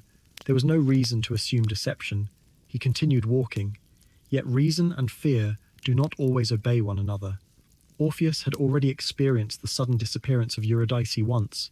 One ordinary morning, she had been alive. Then, without warning, she was gone. That experience had taught him something terrible. The person you love can disappear while you are not watching. Now Hades demanded that Orpheus do exactly what grief had made almost impossible. He had to place Eurydice behind him and trust that she would remain there, even though he could neither see nor protect her. Every step, therefore, required him to resist the memory of the first loss. Perhaps that is why the condition was so perfectly suited to him. Hades did not ask Orpheus to defeat another monster, because Orpheus already knew how to overcome monsters through music. He did not ask him to compose a more beautiful song, because music was his greatest strength. He asked him to do the one thing love, mixed with grief, had made extraordinarily difficult. Move forward without constantly checking what remained behind. Orpheus kept walking. They passed deeper shadows and eventually moved beyond the regions where the dead gathered most densely. The path began climbing. The cold air slowly changed. Somewhere far above, the world of the living waited. Orpheus could almost imagine the first morning after their return. Perhaps he and Eurydice would emerge exhausted and simply sit beside the entrance, watching sunrise together. Perhaps no words would be necessary. Later, they could return home slowly. People who had mourned Eurydice would see her approaching along the road and think for a moment they were looking at a ghost. Then she would smile. Friends would run toward them. Orpheus would tell the story of Hades and Persephone, though perhaps no one would completely believe him. None of that mattered. Eurydice would be alive. They would have another opportunity to live the ordinary life that death had interrupted. Orpheus imagined years passing. He imagined grey appearing in his hair. He imagined Eurydice growing older beside him. Strange as it might sound, perhaps aging became one of the things he wanted most for her, because wrinkles and grey hair would mean she had been allowed to remain alive long enough to receive them. He did not need immortality. He did not need divine power. He wanted time. The thought made him walk faster. Yet behind him, Eurydice had only recently been returned from the state of death. Perhaps she could not move as quickly as he did. A distance may have developed between them.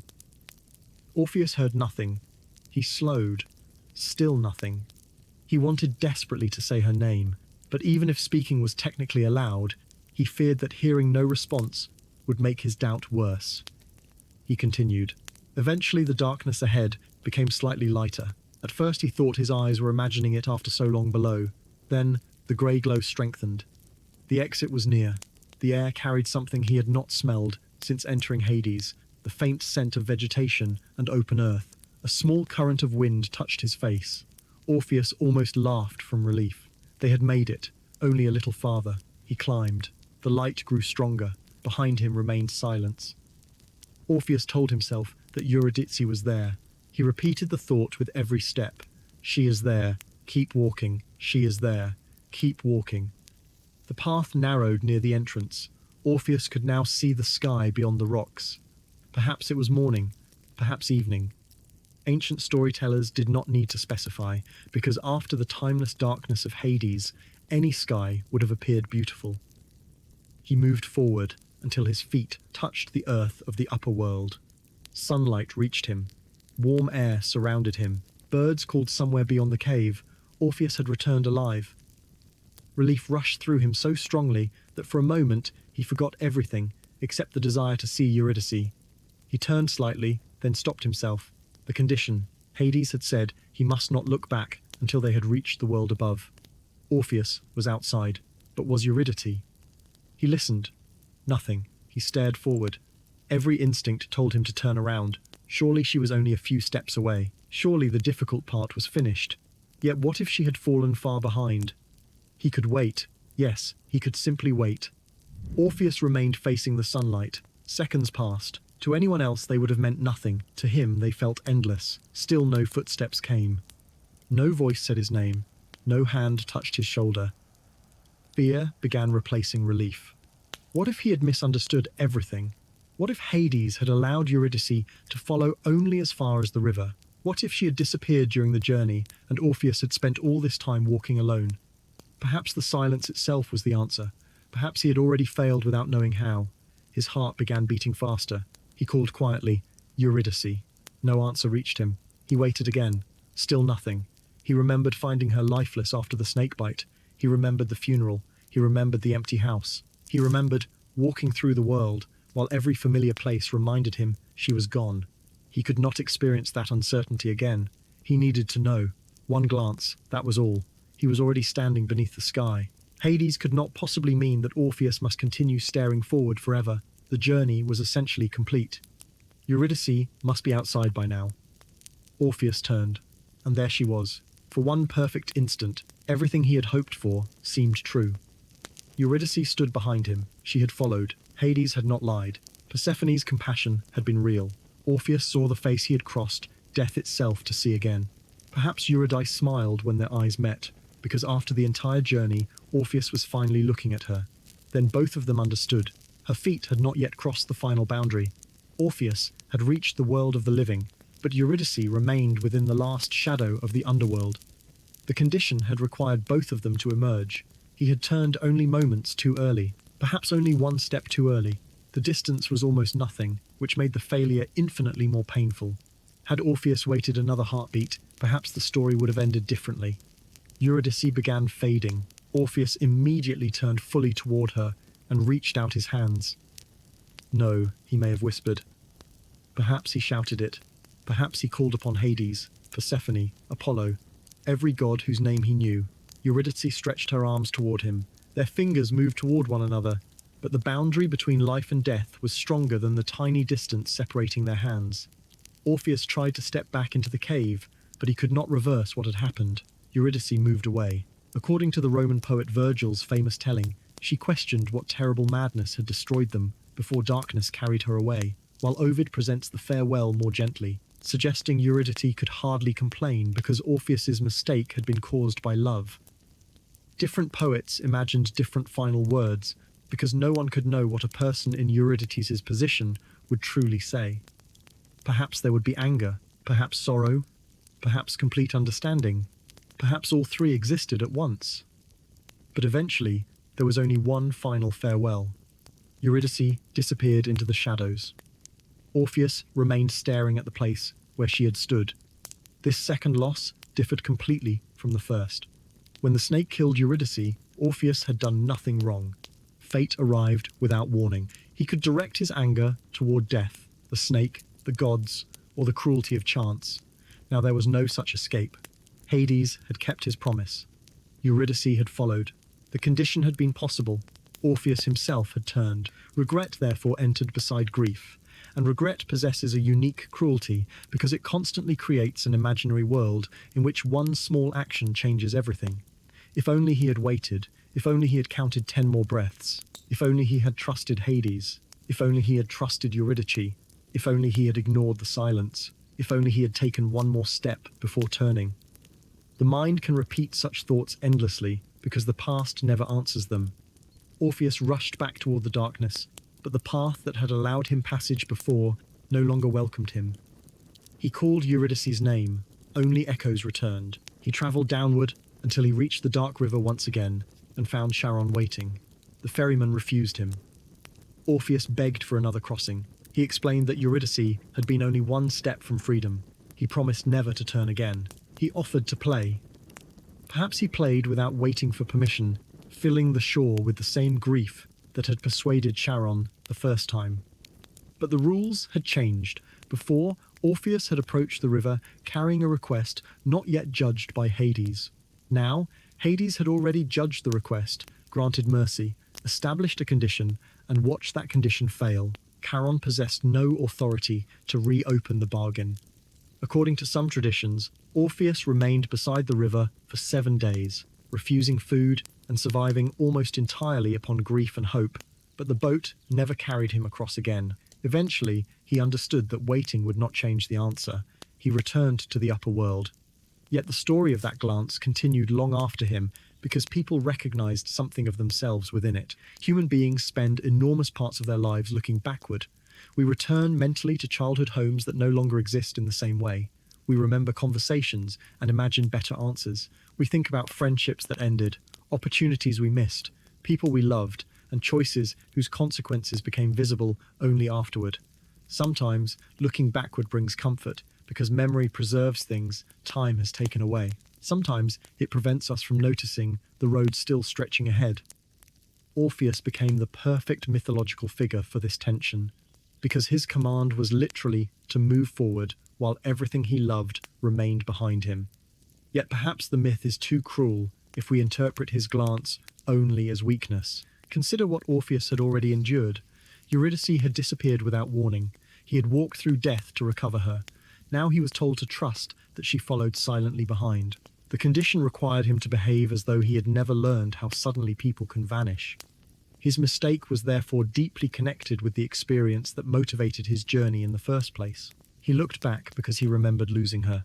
He looked back because he feared being deceived by hope. He looked back because the thought of reaching sunlight alone was unbearable. And perhaps most simply, he looked back because he wanted to see the person he loved. That does not make the decision correct within the rules of the myth, but it makes it understandable. This understanding transformed the story into something larger than a warning about obedience. Orpheus becomes a reminder that human beings can accomplish extraordinary things and still fail at the final ordinary step. Someone can possess courage and still experience fear. Someone can understand a rule and still break it under emotional pressure. Someone can love deeply and still make a decision that hurts the person they love. Heroism does not remove human vulnerability. If anything, Greek mythology repeatedly places vulnerability beside greatness. Achilles is nearly unstoppable in battle, but cannot escape mortality.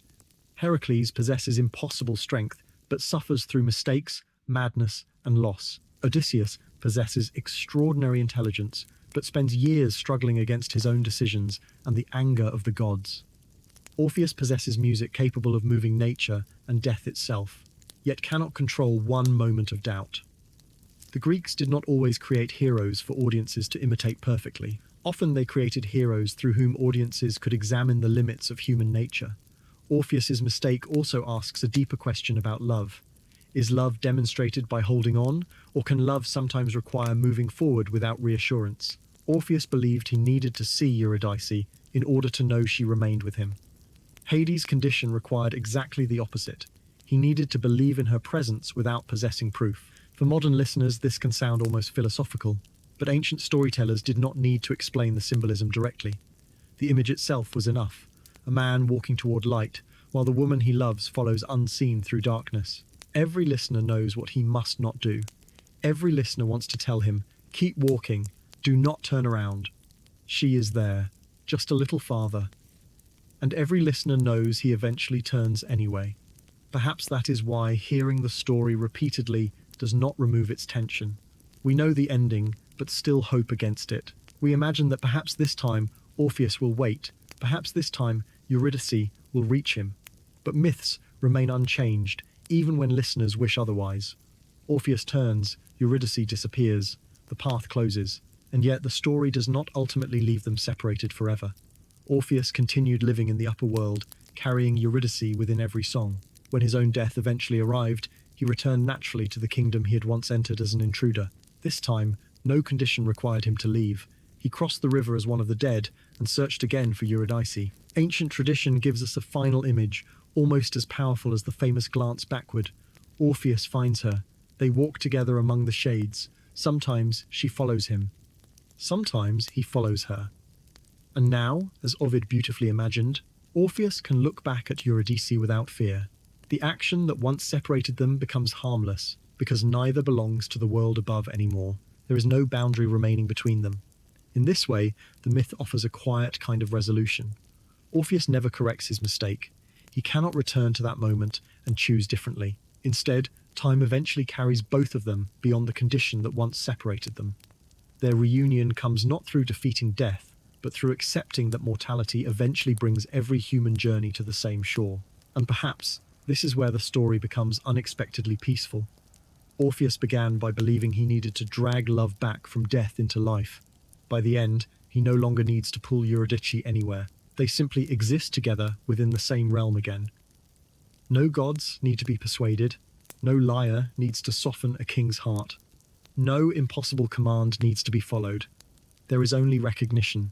After everything, the wedding, the snake, the funeral, the descent, the song before Hades, the long silent climb, the glance, the second farewell, the lonely years, and Orpheus's own death, the chase is finally over. In our final chapter, we will leave behind the tragedy and allow the story to become quiet.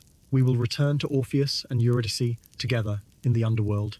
Follow the memory of Orpheus into the stars through his legendary lyre, and bring this ancient love story gently to its end, not with another loss, but with the image Greek and Roman storytellers ultimately preserved for them. Two souls walking side by side, with no reason ever again to fear looking back. At last we arrive at the final chapter of the story of Orpheus and Eurydice. And after everything we have travelled through together, the peaceful beginning in Thrace, the music that could charm the natural world, the brief happiness of their marriage, the sudden death of Eurydice, the impossible descent into the underworld, the song that softened Hades and Persephone, the long climb toward daylight, the tragic glance backward, and the lonely years that followed, perhaps it is fitting that the end of their story should become quieter than everything that came before. Orpheus had spent much of his life trying to overcome separation. At first he tried through music, then through courage, then through the impossible act of entering the world of the dead while still alive.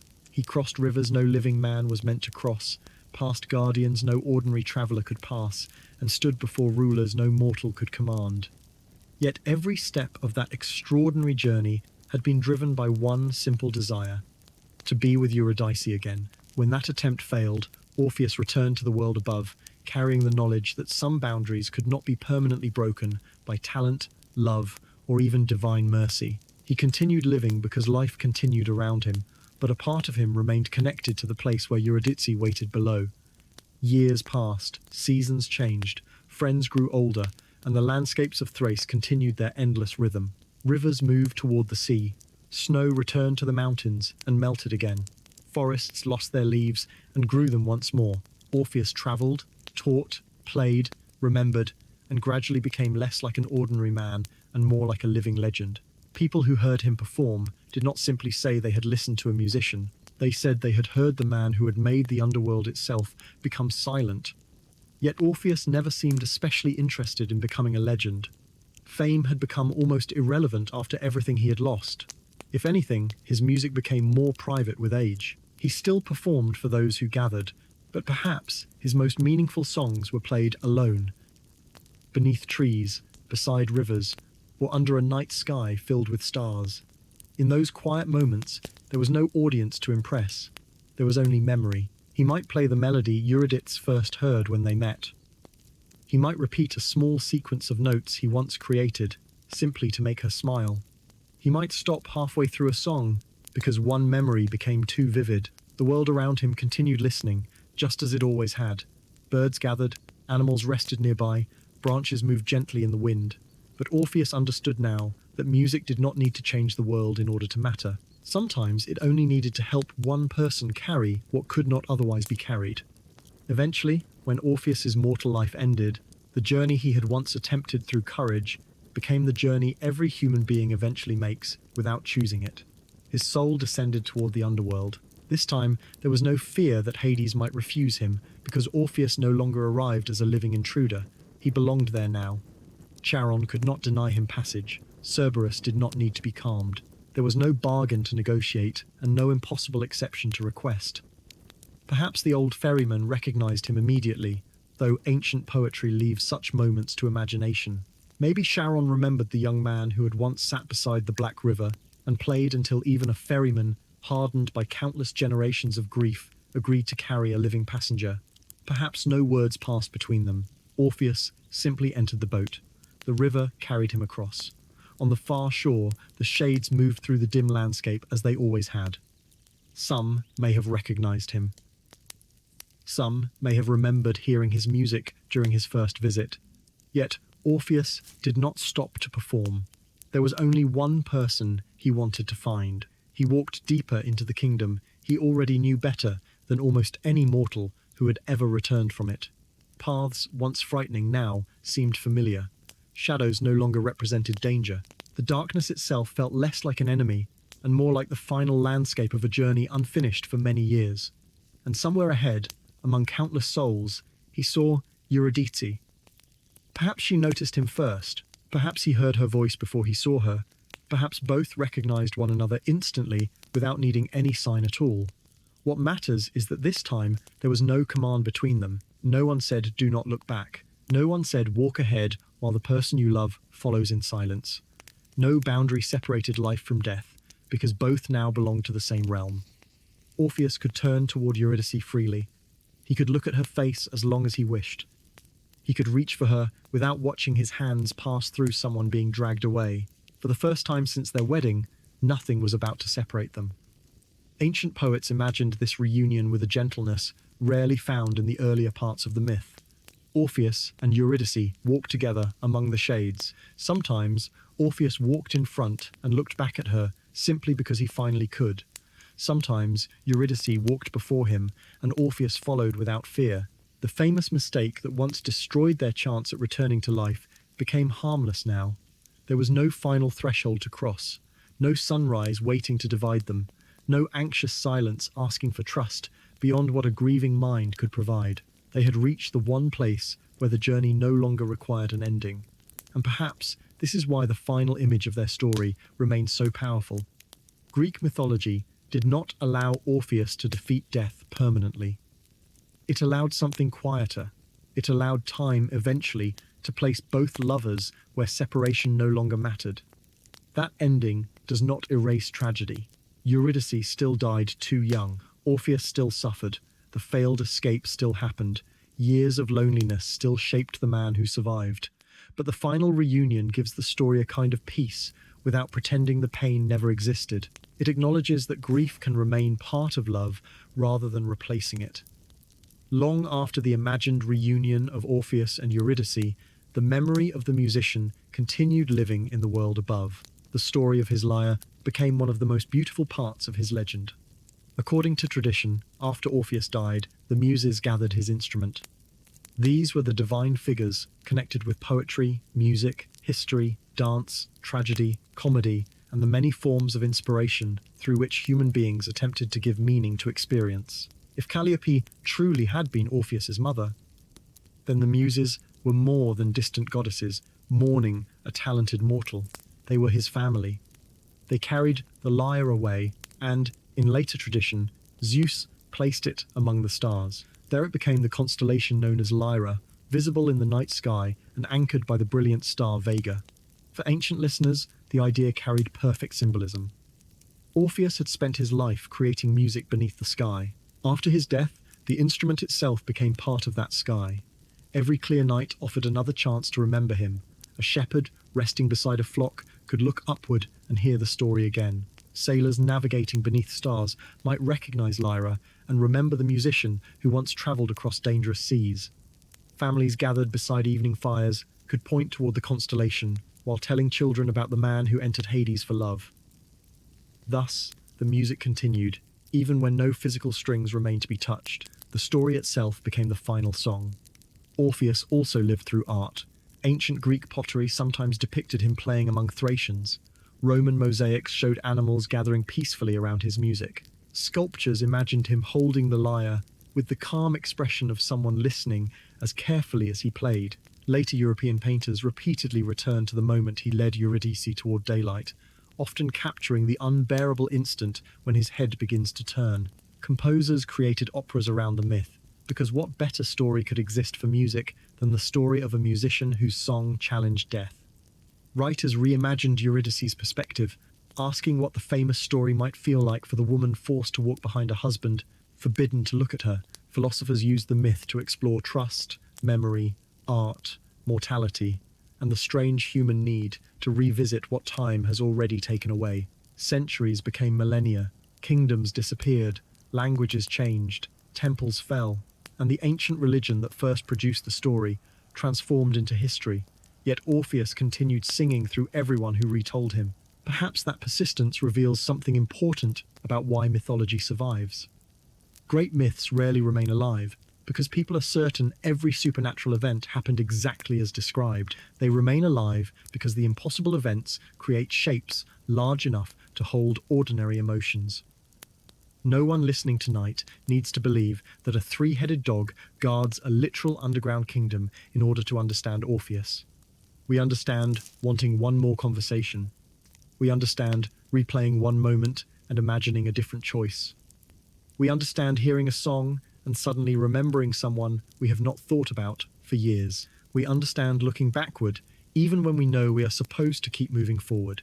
We understand how deeply people can remain part of our lives, even after they are no longer beside us. These are the things beneath the myth, and they have not changed very much in 3,000 years. Orpheus's greatest gift was supposedly his ability to make the entire world listen. But perhaps his deeper gift was his ability to make people feel that grief itself could become beautiful without becoming less painful. That is a difficult idea. Usually we imagine beauty and sadness as opposites. The story of Orpheus joins them. His finest music emerges because he has lost someone. The song that persuades Hades is beautiful precisely because it carries genuine sorrow. Even the final failure at the entrance to the Underworld remains unforgettable because of how close happiness came before disappearing again. The myth suggests that art does not always remove pain. Sometimes it simply prevents pain from becoming meaningless. Orpheus cannot change the fact that Eurydice died. He cannot erase his glance backward, but he can transform memory into music, and that music carries both of them far beyond their own imagined lifetimes. Eurydice, too, becomes more than the woman who disappeared twice. She becomes the quiet center of the entire legend. Without her, Orpheus might still have been remembered as a magical musician who traveled with heroes and charmed animals. Because of Eurydice, he became something deeper, the musician who discovered what art could and could not do when confronted by death. We are told relatively little about Eurydice compared with Orpheus, and modern readers sometimes notice how often ancient stories place women at the center of events while giving them fewer words. Yet perhaps this very silence helped later writers imagine her in countless ways. What did Eurydice think while walking behind Orpheus? Did she understand the rule?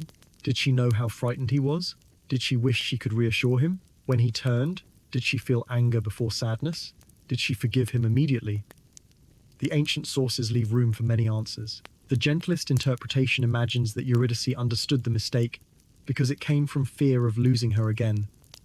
If so, perhaps when Orpheus finally entered the underworld after his own death, there was nothing to forgive. He had already spent years carrying the punishment inside himself. Their final meeting required no explanation.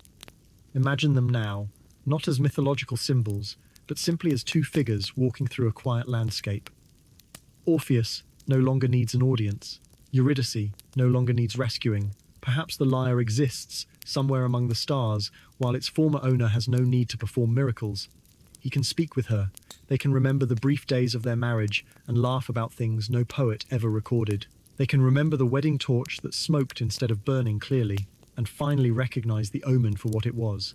They can speak about the journey through Hades and the absurd impossibility that almost worked. Perhaps Eurydice gently teases Orpheus for turning around too soon. Perhaps he apologizes for the 1000th time, and she tells him there is no reason to continue apologizing because they are together now. Such details do not belong to any ancient text, but myths survive, partly because they invite imagination beyond the final written line. What the tradition does give us is the idea that Orpheus could finally look upon Eurydice freely. That is enough. The gesture contains the entire story. At the beginning, looking at Eurydice brought love. In the middle, looking at her caused loss. At the end, looking at her becomes safe again.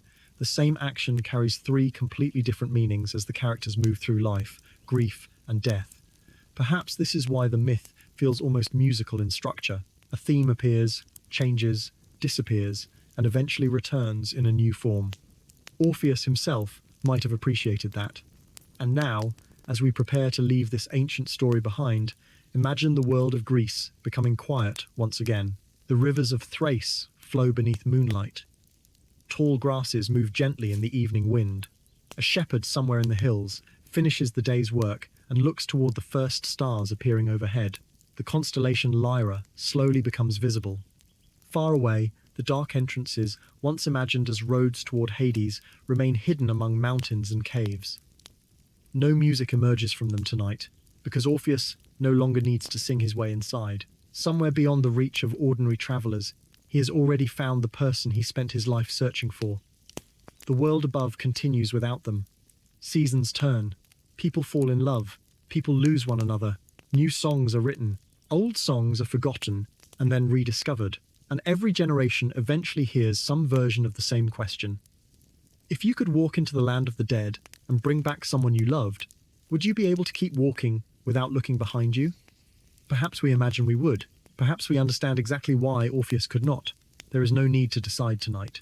The beauty of the story lies partly in allowing the question to remain unanswered. Before we finish, I want to thank you for traveling through this entire legend with me. We began with a young musician, listening to the sounds of nature and discovering that the world seemed willing to listen back. We watched him fall in love with Eurydice and imagine an ordinary future beside her. We followed her into a meadow where one hidden snake changed everything. We sat beside Orpheus while grief transformed his music. We entered the darkness with him, crossed the river beside Charon, past Cerberus, and stood before Hades and Persephone while one song filled the kingdom of the dead. We walked upward through the silence, knowing exactly what Orpheus must not do, and hoping somehow that he might resist the urge to turn. We watched Eurydice disappear for the second time. We followed Orpheus through the lonely years after that loss, and eventually into his own death, when the journey that once failed finally became complete. And now there is nowhere else we need to go. No new challenge waits beyond the next hill. No monster waits in another cave. No god demands another condition. The story can finally become still. If you're listening because Greek mythology has become part of your evening routine, I'd genuinely love to know how this story felt compared with the larger adventures we've traveled through before. Orpheus and Eurydice is quieter than tales of great battles, heroes, monsters, and kingdoms, but perhaps that is what makes it special. Which part stayed with you most? Was it Orpheus's music calming the natural world, the brief happiness he shared with Eurydice, his decision to enter the underworld while still alive, Charon silently allowing him into the boat, Cerberus falling peacefully beneath the music, the song before Hades and Persephone? The long climb towards sunlight? The moment he looked back? Or perhaps the final image of Orpheus and Eurydice walking together after death, with nothing left to separate them? I'd also love to know which Greek story from this channel has become your favorite so far, and where you would like our next journey to take us. There are still countless myths waiting in the ancient world. Stories of gods, heroes, forgotten kings, impossible journeys, tragic loves, strange prophecies, and mysterious creatures. And perhaps one of them will become our next peaceful evening together. But those journeys can wait for another night. For now, there is nothing left to search for. Orpheus has found Eurydice. His lyre rests among the stars. The dark river of Hades moves quietly through the distance. Cerberus sleeps beside the gates. Persephone sits within the kingdom below, perhaps remembering the song that once persuaded death to make an exception. And above everything, the night sky stretches calmly across the ancient world. So allow the story to fade now.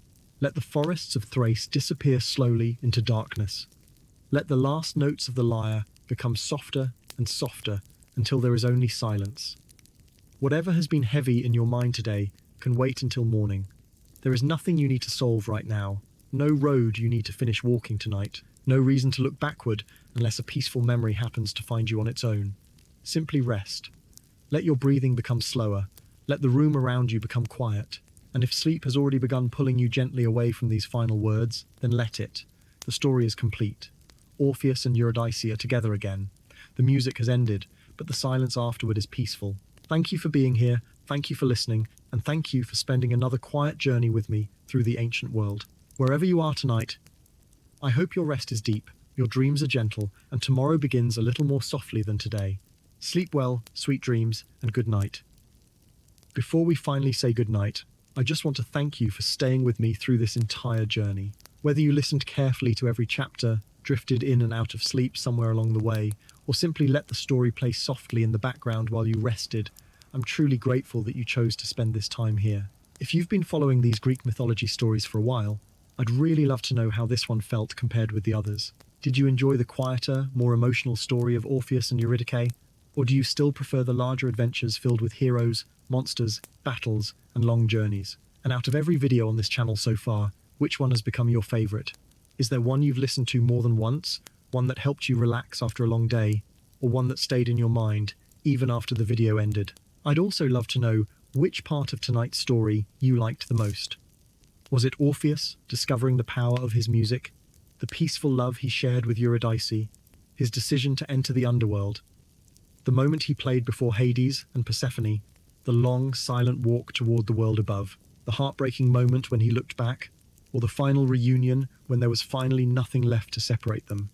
And if there is another Greek myth you want to hear next, please tell me in the comments. You can suggest any story, any hero, any god, any monster, any tragic love story, or any ancient mystery you would like to fall asleep to next. Your suggestions genuinely help shape the future of this channel, and I always enjoy seeing which stories people are most excited to hear. Thank you for every view, every kind comment, every suggestion, and every quiet night you spend listening. I hope this little corner of history and mythology continues to be a peaceful place where you can slow down, learn something interesting, and leave the noise of the day behind for a while. Until our next journey through the ancient world, take good care of yourself, rest deeply, and remember that there will always be another story waiting for us beyond the next evening. Thank you for listening, thank you for being here, sleep peacefully, sweet dreams, and good night.